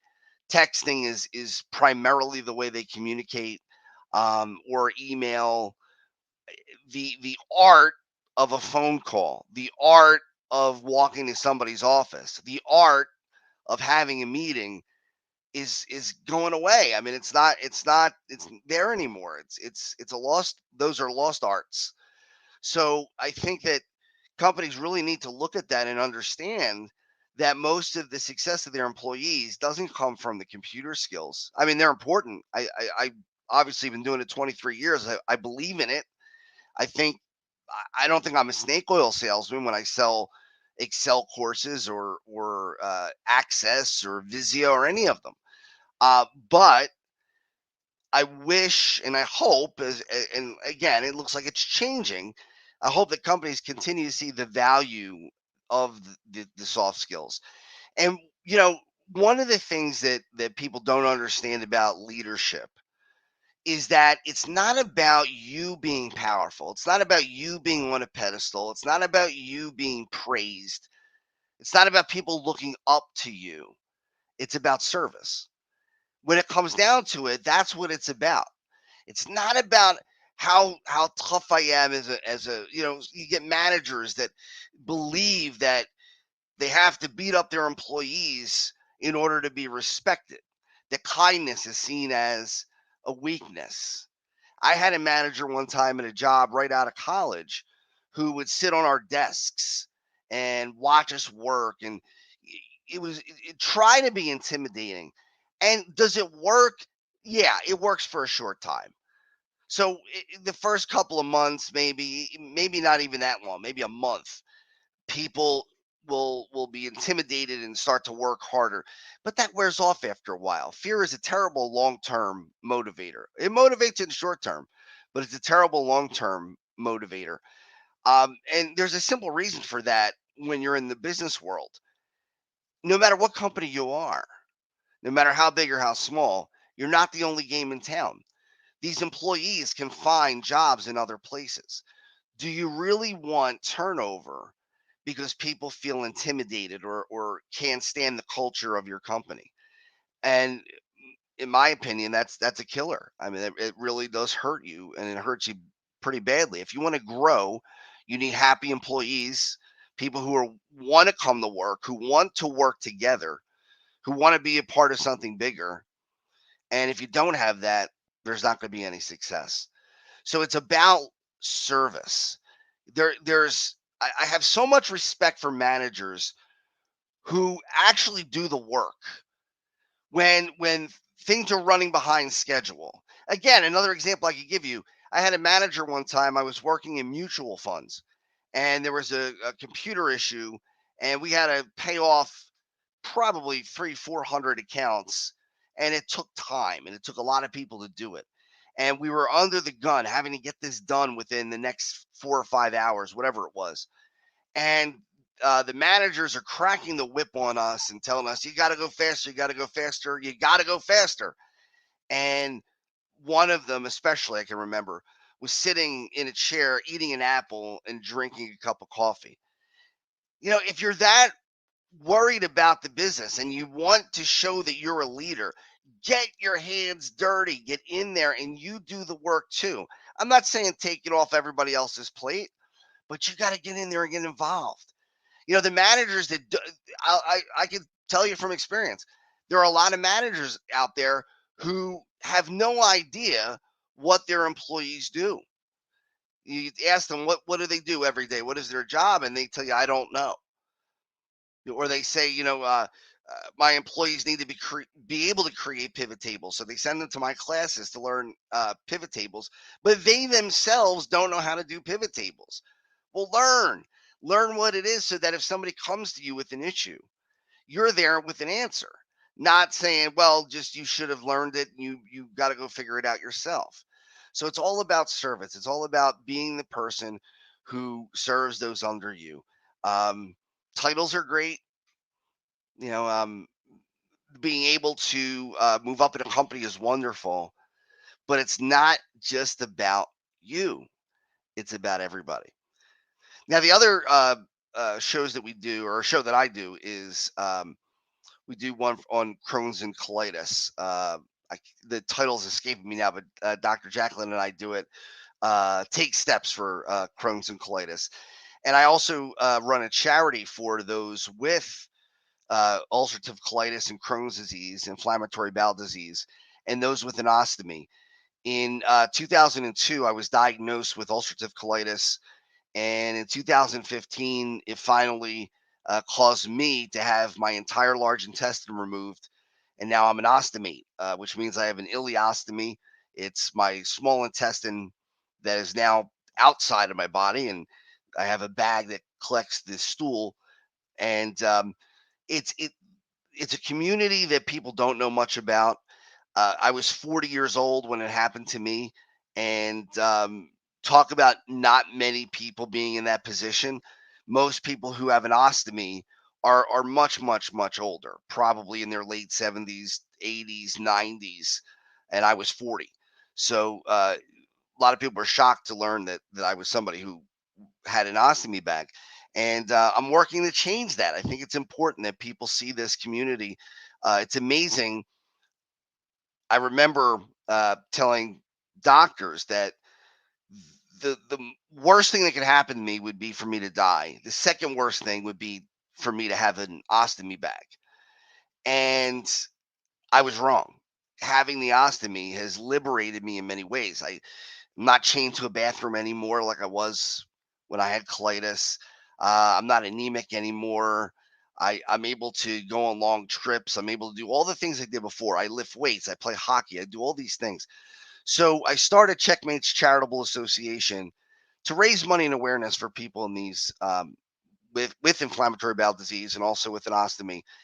And our signature event, which unfortunately COVID has stopped us the last couple of years, is a celebrity NHL hockey game where we get some NHL stars and guys like me who wish we were NHL stars, and we get together and play a game and have a dinner afterwards with the fans, and it's really, really fun. And hopefully we can get Checkmates off the ground again after COVID. So that's what we're doing here at Just For You and Checkmates Charitable Association.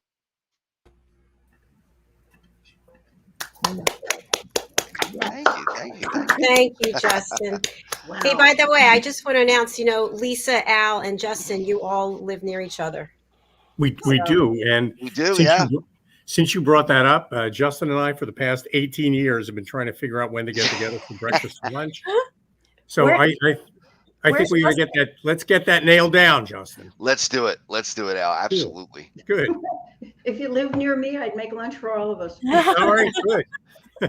I'm in Cherry Hill, New Jersey. Oh, well, Al, lunch, okay? 5 minutes away. Yeah, it's a sure. long commute. Oh yeah, we're going to do this. So it'll be the sounds three of great us. to me. We'll have to get together. I think we have a lot to share. And I do want to say one thing, Justin, about you.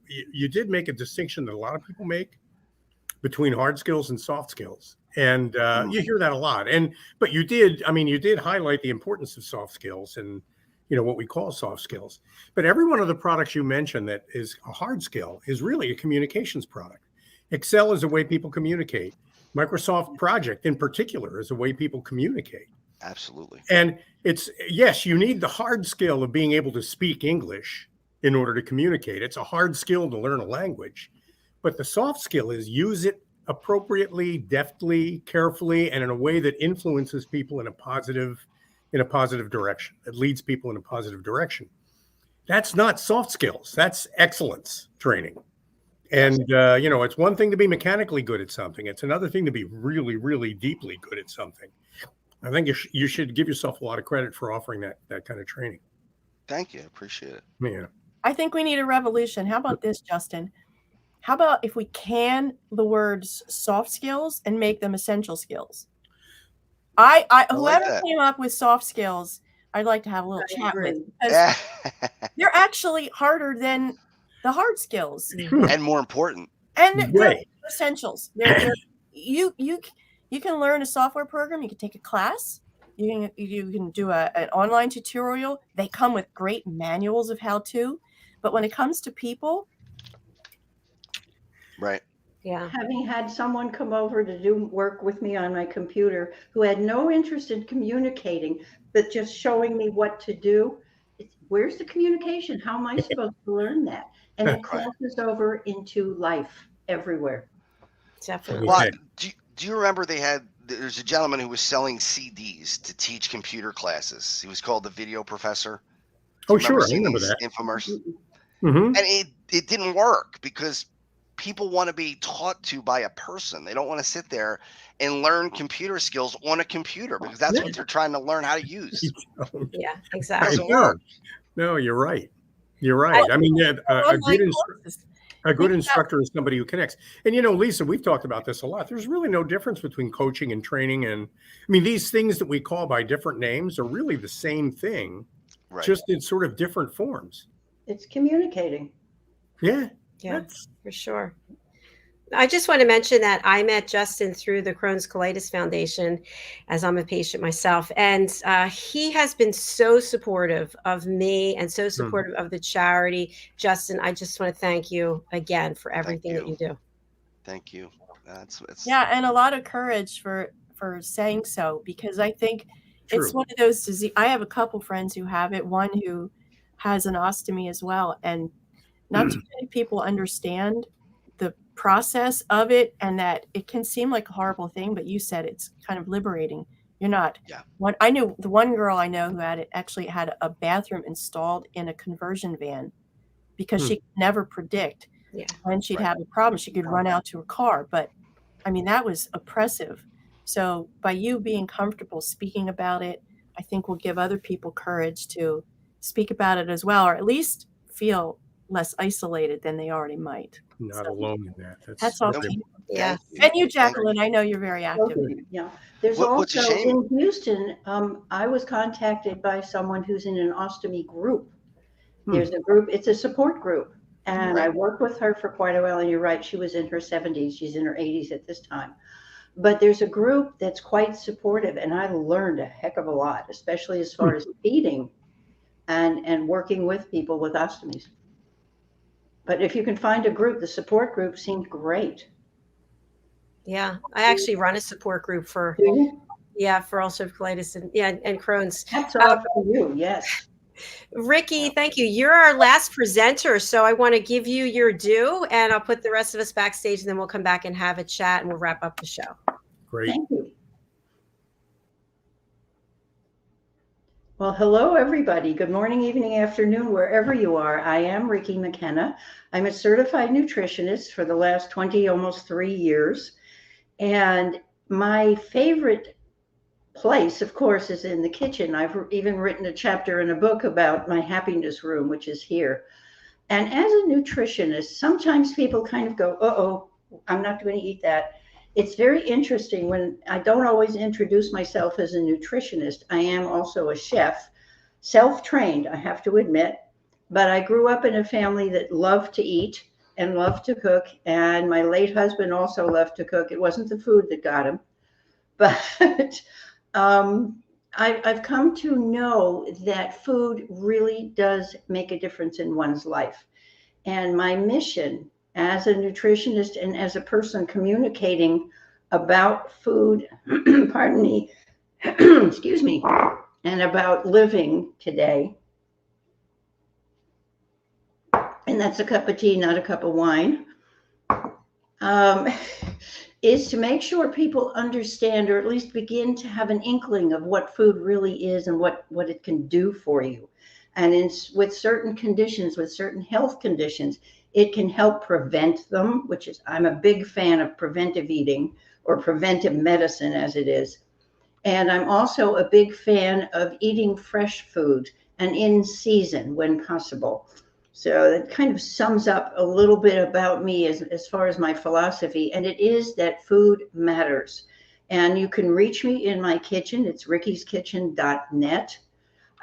Please feel free to text me at 970-618-7607 and put something in there about either USA Global TV or Kitch, Kitch, that would help me identify the texts. Because as you know, with our communication devices, we get a lot of spam, and I can tell the difference then if someone puts Kitch in front of whatever they're saying.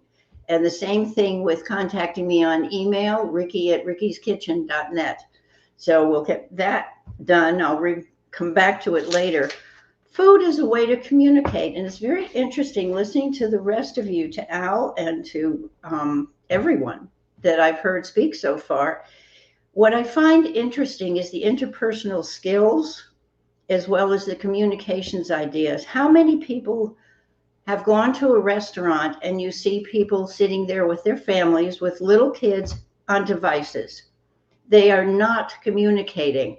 They might, and now they put the menus on the devices, which drives me crazy. So food is a way for me to set the table for communication and have people understand that, yeah, it's okay to not speak with food in your mouth. Maybe your mother probably told you not to do that. But my whole philosophy is that food brings us together. No matter who you are, wherever you are in the world, sometime during a day or evening, you have to eat. So food is something that's universal. And what my philosophy still says is that we have to eat something that makes us feel good. I'm a fan of what I call intuitive cooking, which means if you're really hungry and you want something, something in your system is going to say, I want an apple, or I want a cheese sandwich, or whatever it is.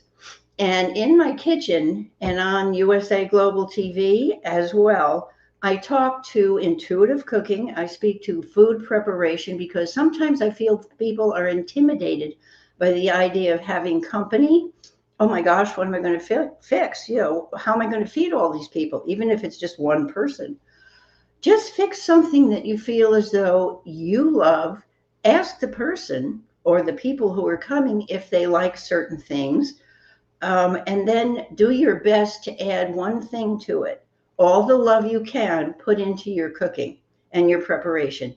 Even if you're making, as I said, a cheese sandwich, you're slapping 2 pieces of bread together with some cheese in the middle and maybe a few other things with it.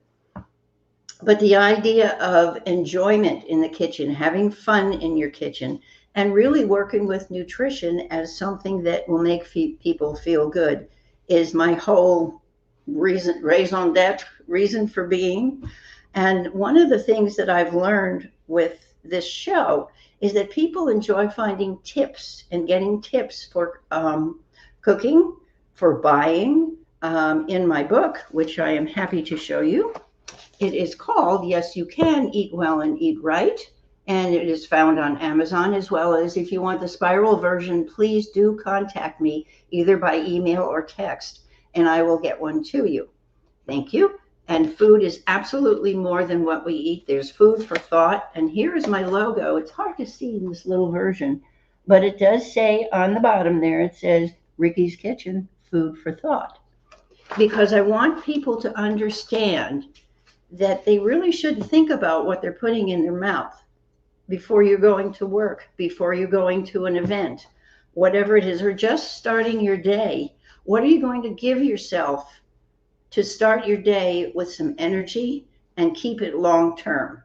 This is where food absolutely makes a difference. And it's not only medicine, but it can either make you happy or make you sad.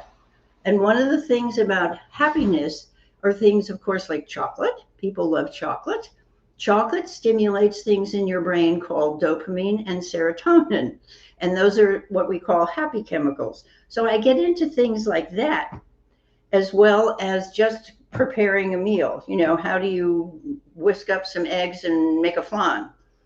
But what I love to do is have people understand that it's not a chore. It's something that gives you the energy to go about the rest of your day and or evening. And in having people come into your home, where does everybody gather? The kitchen, especially if you invite them for a meal. And even if you don't, they'll come in to have a cup of coffee or whatever. So as a nutritionist and as a chef, I've created some interesting things to have fun in your kitchen. It says, take whisks. And this is my apron. It's a nice large apron and it's available from my website. That's rickyskitchen.net.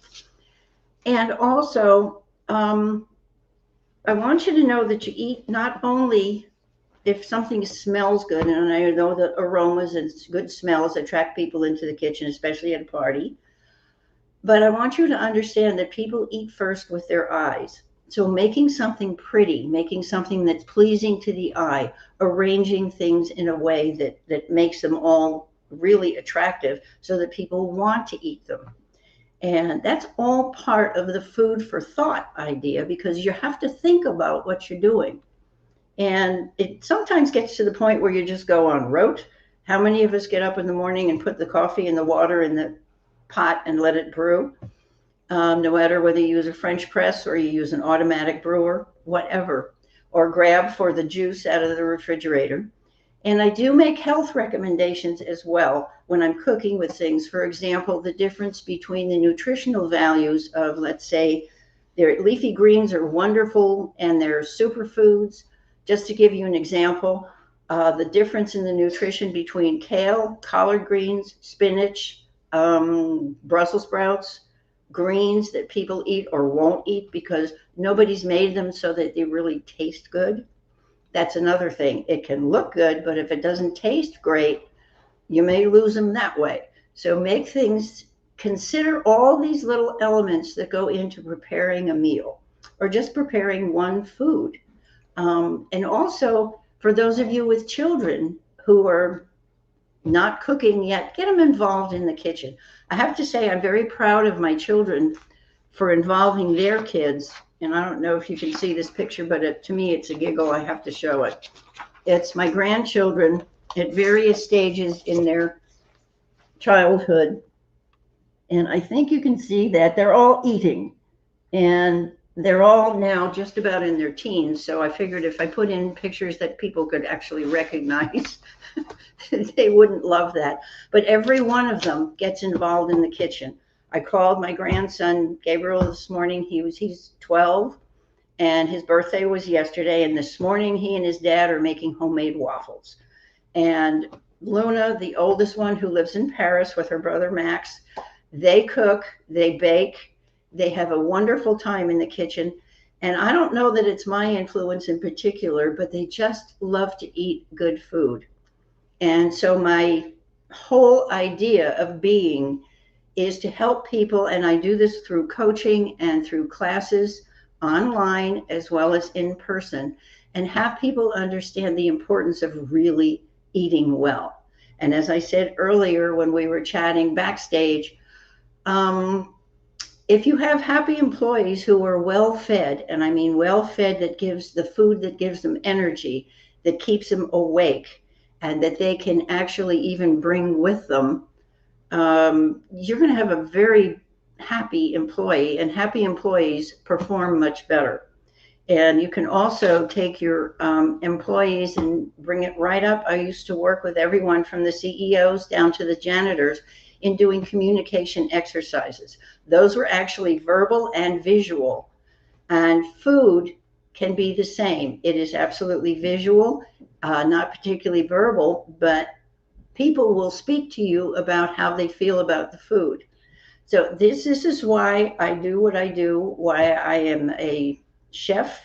And as a nutritionist, I really help people to counsel, to see that they understand that buying food, storing food properly, preparing food, and whether it's prepared ahead of time for a meal or for an event, or whether it's an immediate thing, I want my scrambled eggs right now, put love into it. When I was manufacturing soups in Colorado for 3 years, I manufactured about 12 different soups in my commercial kitchen, which the first ingredient of every one of those soups on the labels, and I had to label them with everything that was in them, the first ingredient was love.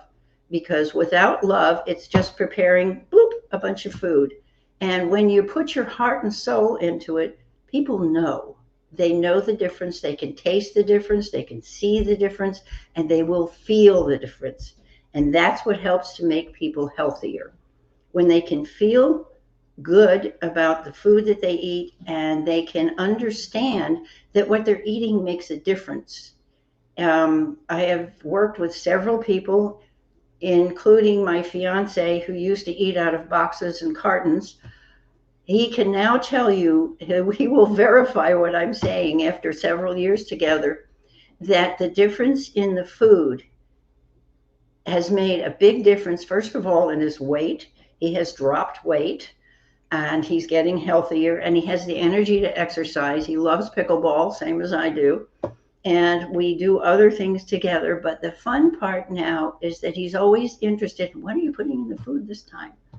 And so if you can bring people in to that point where they really want to know what's going in their food, they want to know what's in it, not just reading labels, which I recommend highly, because sometimes you can see something that's looks good on the outside, but when you read the label, for example, just a fruit-laden yogurt, the difference between a plain yogurt could be something like 43 grams of sugar versus 10 grams of sugar.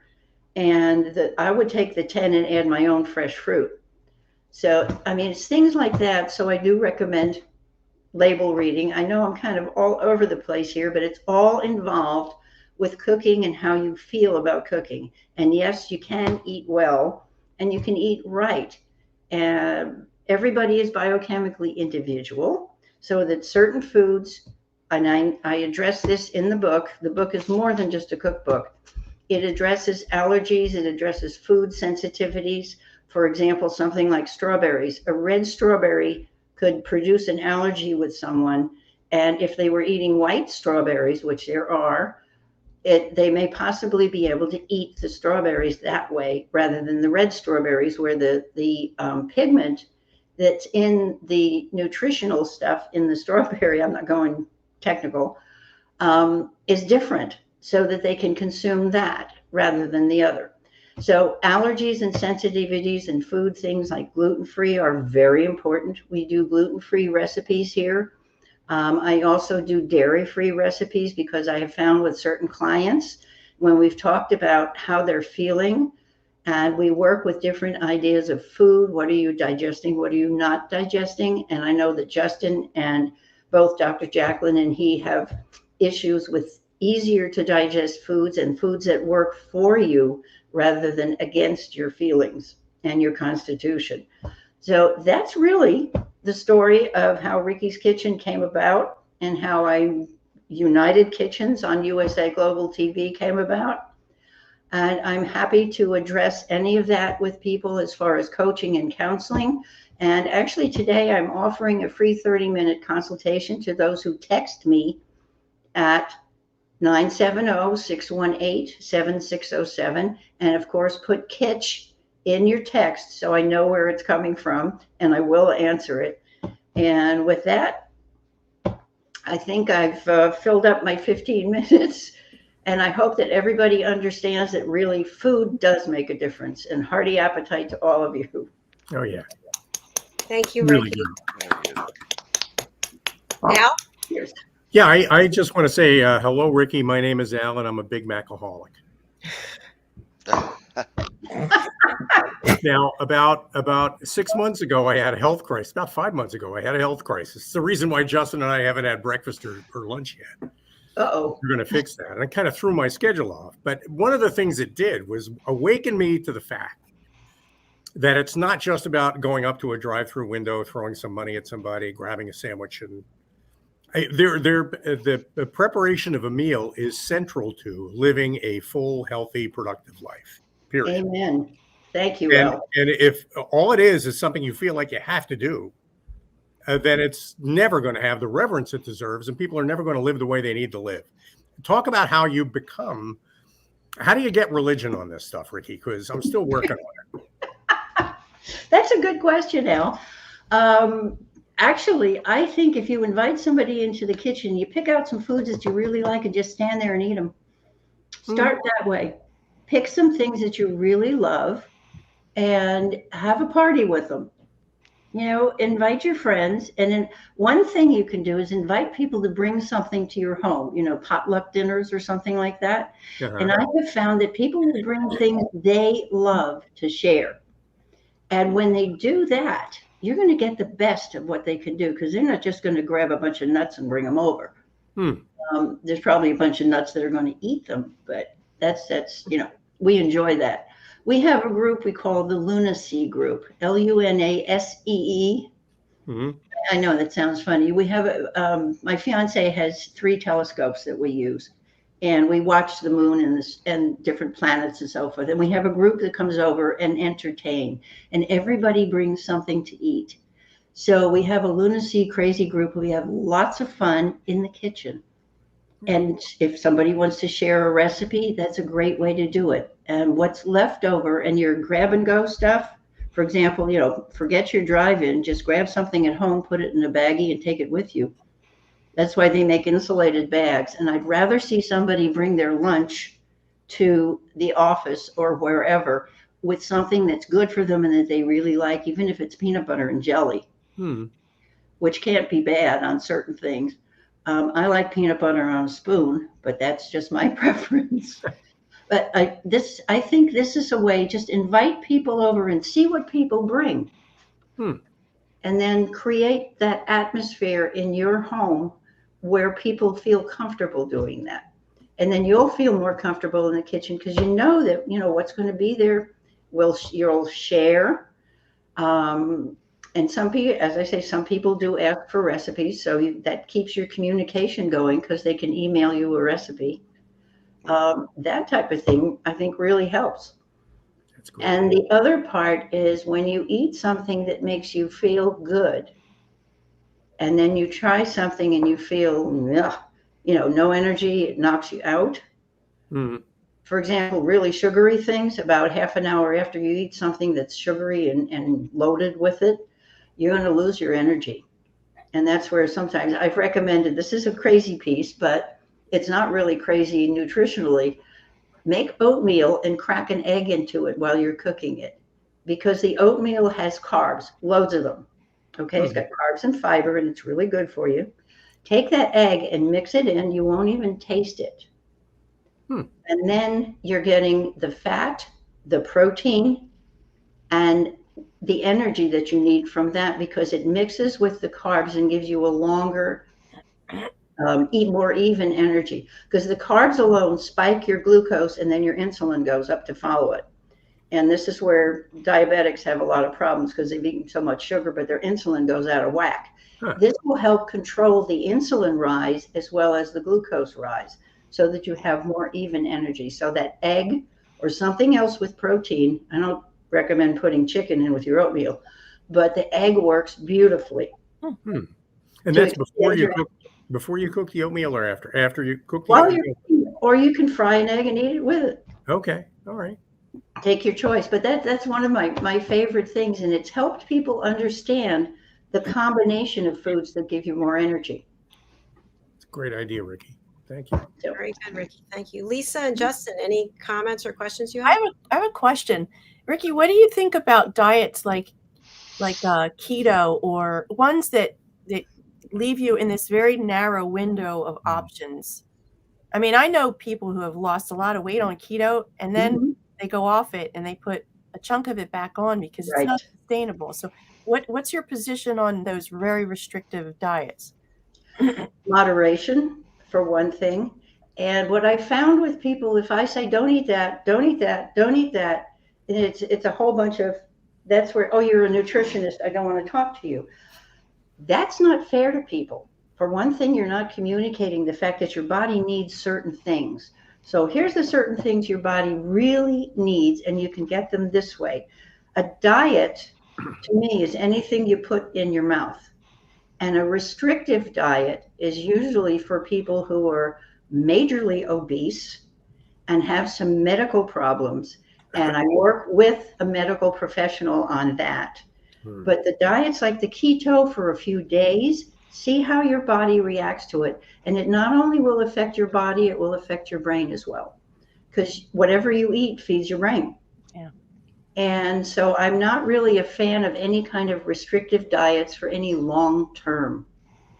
As I say, moderation. You can have keto, but you got to have a cheat meal, cheat day, or something like that, if you want to call it that. But there's a way to step it down, not just go woof and lose a ton of weight, and then all of a sudden you see, well, I gained half of it back again. That doesn't work. It's paying attention, it's mindful eating, it's consciousness. And that's where the food for thought comes in as well. I like people to think about what they're putting from hand to mouth. Does that answer your question, Lisa? It does. I mean, I know people who've done these crazy diets, and they do lose weight, but a good number of them have put a good bit of it back on. Absolutely. And that yo-yo thing is not good for your body or your mind. It's very bad for your heart, for one thing. But this is what's called, as I say, mindful eating. And the consciousness with which you choose your food is extremely important. And yeah, you can go have a Snickers bar once in a while if that works for you, but not all the time. You know, make sure that, to me, eating a balanced diet, which is, you know, a little of this, a little of this, a little of this, that's carbs, fats, you know, proteins, and we need fats, because without the fats, good fats like avocados and nuts, if you can eat nuts, those are the things that help the vitamins D, E, A, and K go through your system. So I am not a fan of diets, particularly. I'm a fan of lifestyle. If you realize that this diet may lead you to a different kind of lifestyle and you enjoy that, fine. But it's more lifestyle than diet. Yeah. Justin, any comments on that one?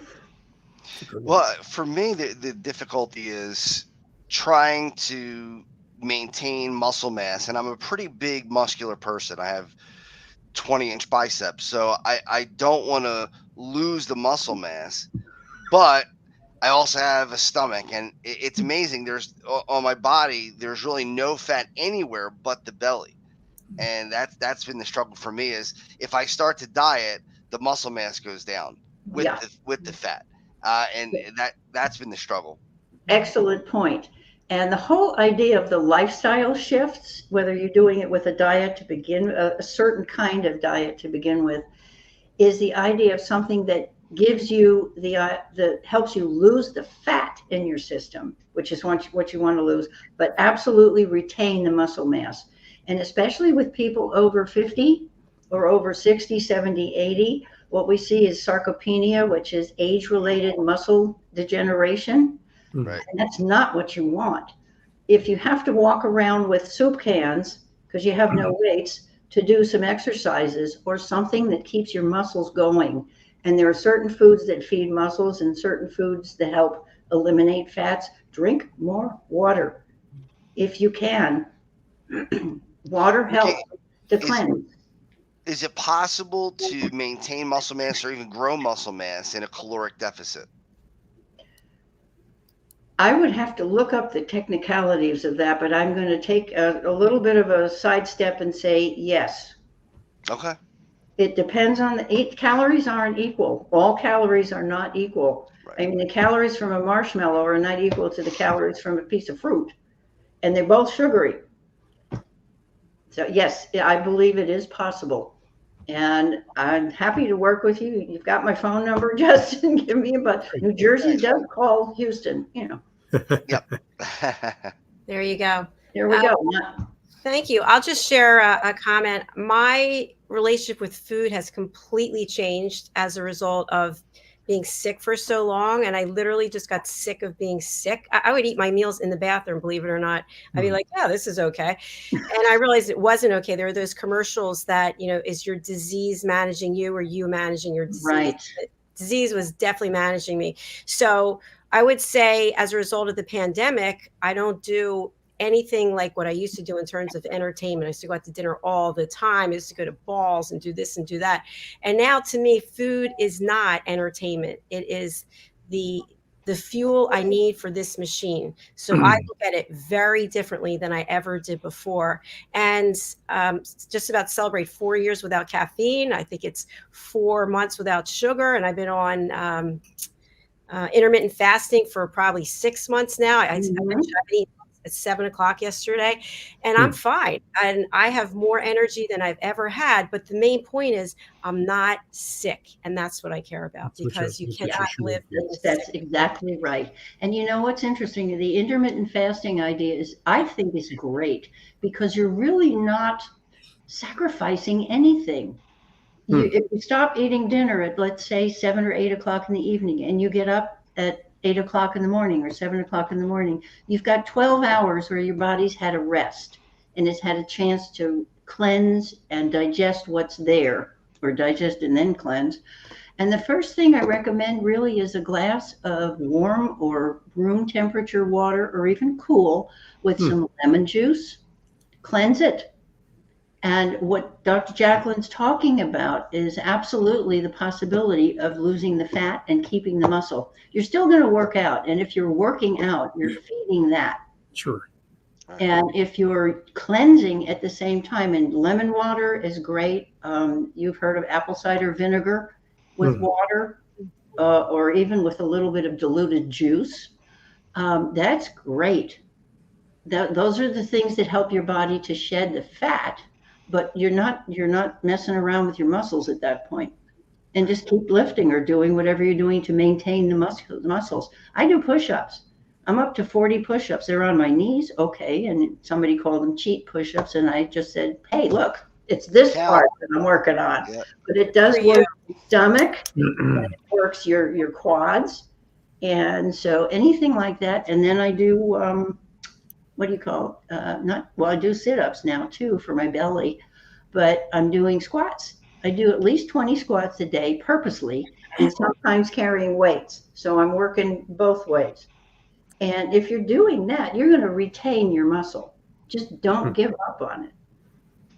Yeah, I think a great exercise, especially if you're at home and you can purchase this, is kettlebell. And if you take a kettlebell and you do, I do a sets of 100 swings, it works your whole body. I mean, I do that in addition to other things, but So and plank works your whole body. And just in case you're interested in some more of this, here's my book. Whoops. I do know how to cook. It's reading a book that's tough. Sure. As I said, if you want the spiral version, which is really the best, the paperback and the ebook are on online on Amazon, but the spiral version I will send to you. So just let you know about that. And to really thank you all. Thank you, Dr. JACALYN, for this opportunity. Thank you, Al, Justin, and Lisa, and everybody else on USA Global TV. And Red, by the way, Red Olafin is my publisher.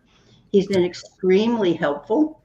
And he's also a good cook, which is really very interesting. He's a good person. He loves to cook. He's a well-rounded person. So food really, and it wasn't just food that brought us together, but he loves to cook. So you find out who really enjoys themselves in the kitchen, and it's a good place to gather. I invite you anytime. If you think about it, where else do you find this wide array of people and ideas and growth anywhere? I mean, maybe public television, but I don't even think they have as much as what we have here. No, I think Dr. JACALYN has amassed an amazing array of cogent and fun people. I agree. In every field that you can almost imagine. It's amazing. Justin, on public television, that would be the Muppets. I agree. We just got notification that LinkedIn isn't streaming us anymore. I guess we're on for too long. I'm not sure. But yeah, so it's time to close out our show. I really want to thank Al CINI, who's been here now 4 hours. Thank you very much, Al. And thank you for the dress changes. You don't know, but we've been changing each hour into a different outfit. Bow tie and dresses. Yes, it's been great. It really has been a terrific. That's cool. Thank you, Dr. Jack. Thank you. And I'm looking forward to hearing about when Lisa, Justin, and Al connect. I think that's great. Yes. I'm going to be seeing Al myself in person in just over a week, so I'm excited about that. So when you connect, I want to know what you're going to eat. Yeah. Oh, yeah. We'll take pictures. Don't go to the drive-through, Al. Come on. No. All right. So as we close out, I'm going to spotlight each of you, and I'll put up your banner. Just let people know who are listening on the radio how they can reach out to you. We'll start with Ricki over here. Thank you so much. And please come back on Fridays at noon Central Time, 12 noon. Come back for Ricki's Kitchen and USA Global TV, the United Kitchens. Cheers. Thanks, Ricki. All right. Over to you, Lisa. All right. You can reach me at Lisa at presenceintelligence.com for presence intelligence work. And for this new initiative for teams, the website is www.presenceintelligence.com. pro-4fitforteams.com. I am also welcoming of a phone call, and my number is 609-802-4422.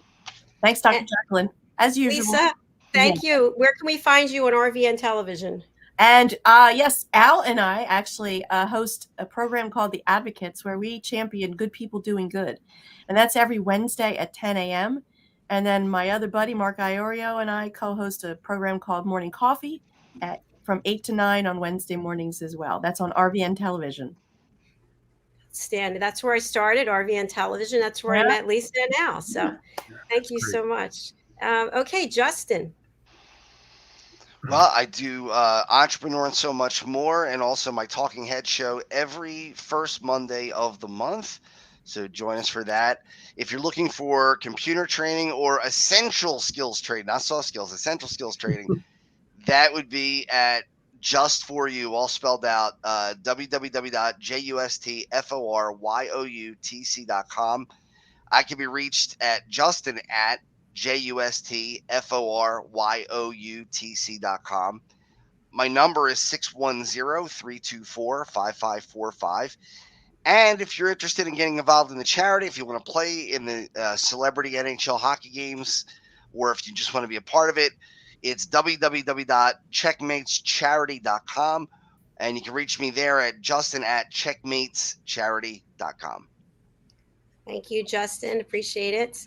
All right, we'll say goodbye to you, and then Al and I will close out the show.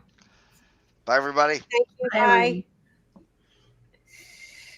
Well, another successful show with you, Mr. CINI. Thank you. That was it was great. And Justin's point that where else do you find people like this? When Lisa, Mark, and I do the Advocates, our tagline is championing good people doing good. You have assembled a fine collection of good people who do good every day. And I think, again, you're to be commended for that, Dr. Jacqueline. Well, thank you. Thank you. I appreciate it. And, you've been with me since the beginning. I also want to thank Ashley Owens, because I met her at RVN Television and I was on her show, Success. I forget the name of it, but she's amazing. Heather Dean. Connect for Success. Heather Dean over in Jerusalem, she reached out to me and connected, and also Ian Palm-Turner and Helen Ashard. They brought so many people to this platform. And my whole goal is that people actually reach out, like you get together with Justin and Lisa and see where it can go. I love that. That means so much to me when I hear someone say, yeah, I met with so-and-so, we're working on this together. I just brings joy. You just proved Philip Sykes's point. It's about gratitude. When you're grateful for what the world brings to you, the world brings you more. Yes. Well said. All right. I'm going to spotlight you, and please let people know, how can they reach out to you? Where do they find you? Sure. Thank you. My name is Al. My name is Al CINI. I was going to give you my email address. My name is Al CINI, and for team building, for the work we do at RVN, for the Advocates, the easiest way to reach me by email is al.cini@GETBCAT, that's getbcat.com. I'm also reachable by phone at 212-480-3730. I'll look forward to hearing from you. If you have any questions at all, feel free to reach out. All right. Thank you, Al. And for anyone who wants to reach out to me, I can never find my own banner, but I'll look for it quickly. I've got 2 websites. You can go over to usaglobaltv.com. You can also go to drjacalyn.com. And if you're interested in joining our team, please do email me at drjacalyn@usaglobaltv.com. We have opportunities for the right people where it's the right fit for co-hosting, hosting your own show, being an expert presenter on Talking Heads, being an elevated listener, being a panelist on one of our new shows that's coming up. So please do reach out. We'll be glad that you did. Perfect. All right. Thank you so much, Al. We're going to say goodbye for now, and I will see everyone back on Tuesday when we start our broadcasting. Al, how can people find you on RVN Television? You have a number of shows there as well. RVNtelevision.com. All one word, RVNtelevision.com. Thank you. And when are your shows? Well, they're on Wednesday mornings at 10. That's the Advocates. And on Fridays, morning coffee at 7 a.m., the God-awful hour of 7. And CEO chat is at 10:30. Okay, and that's Eastern Standard Time, RVN Television. All U.S. Eastern Time. Yep. All right, thanks, Al. Bye, everyone. Thanks, See Doc. you. Thank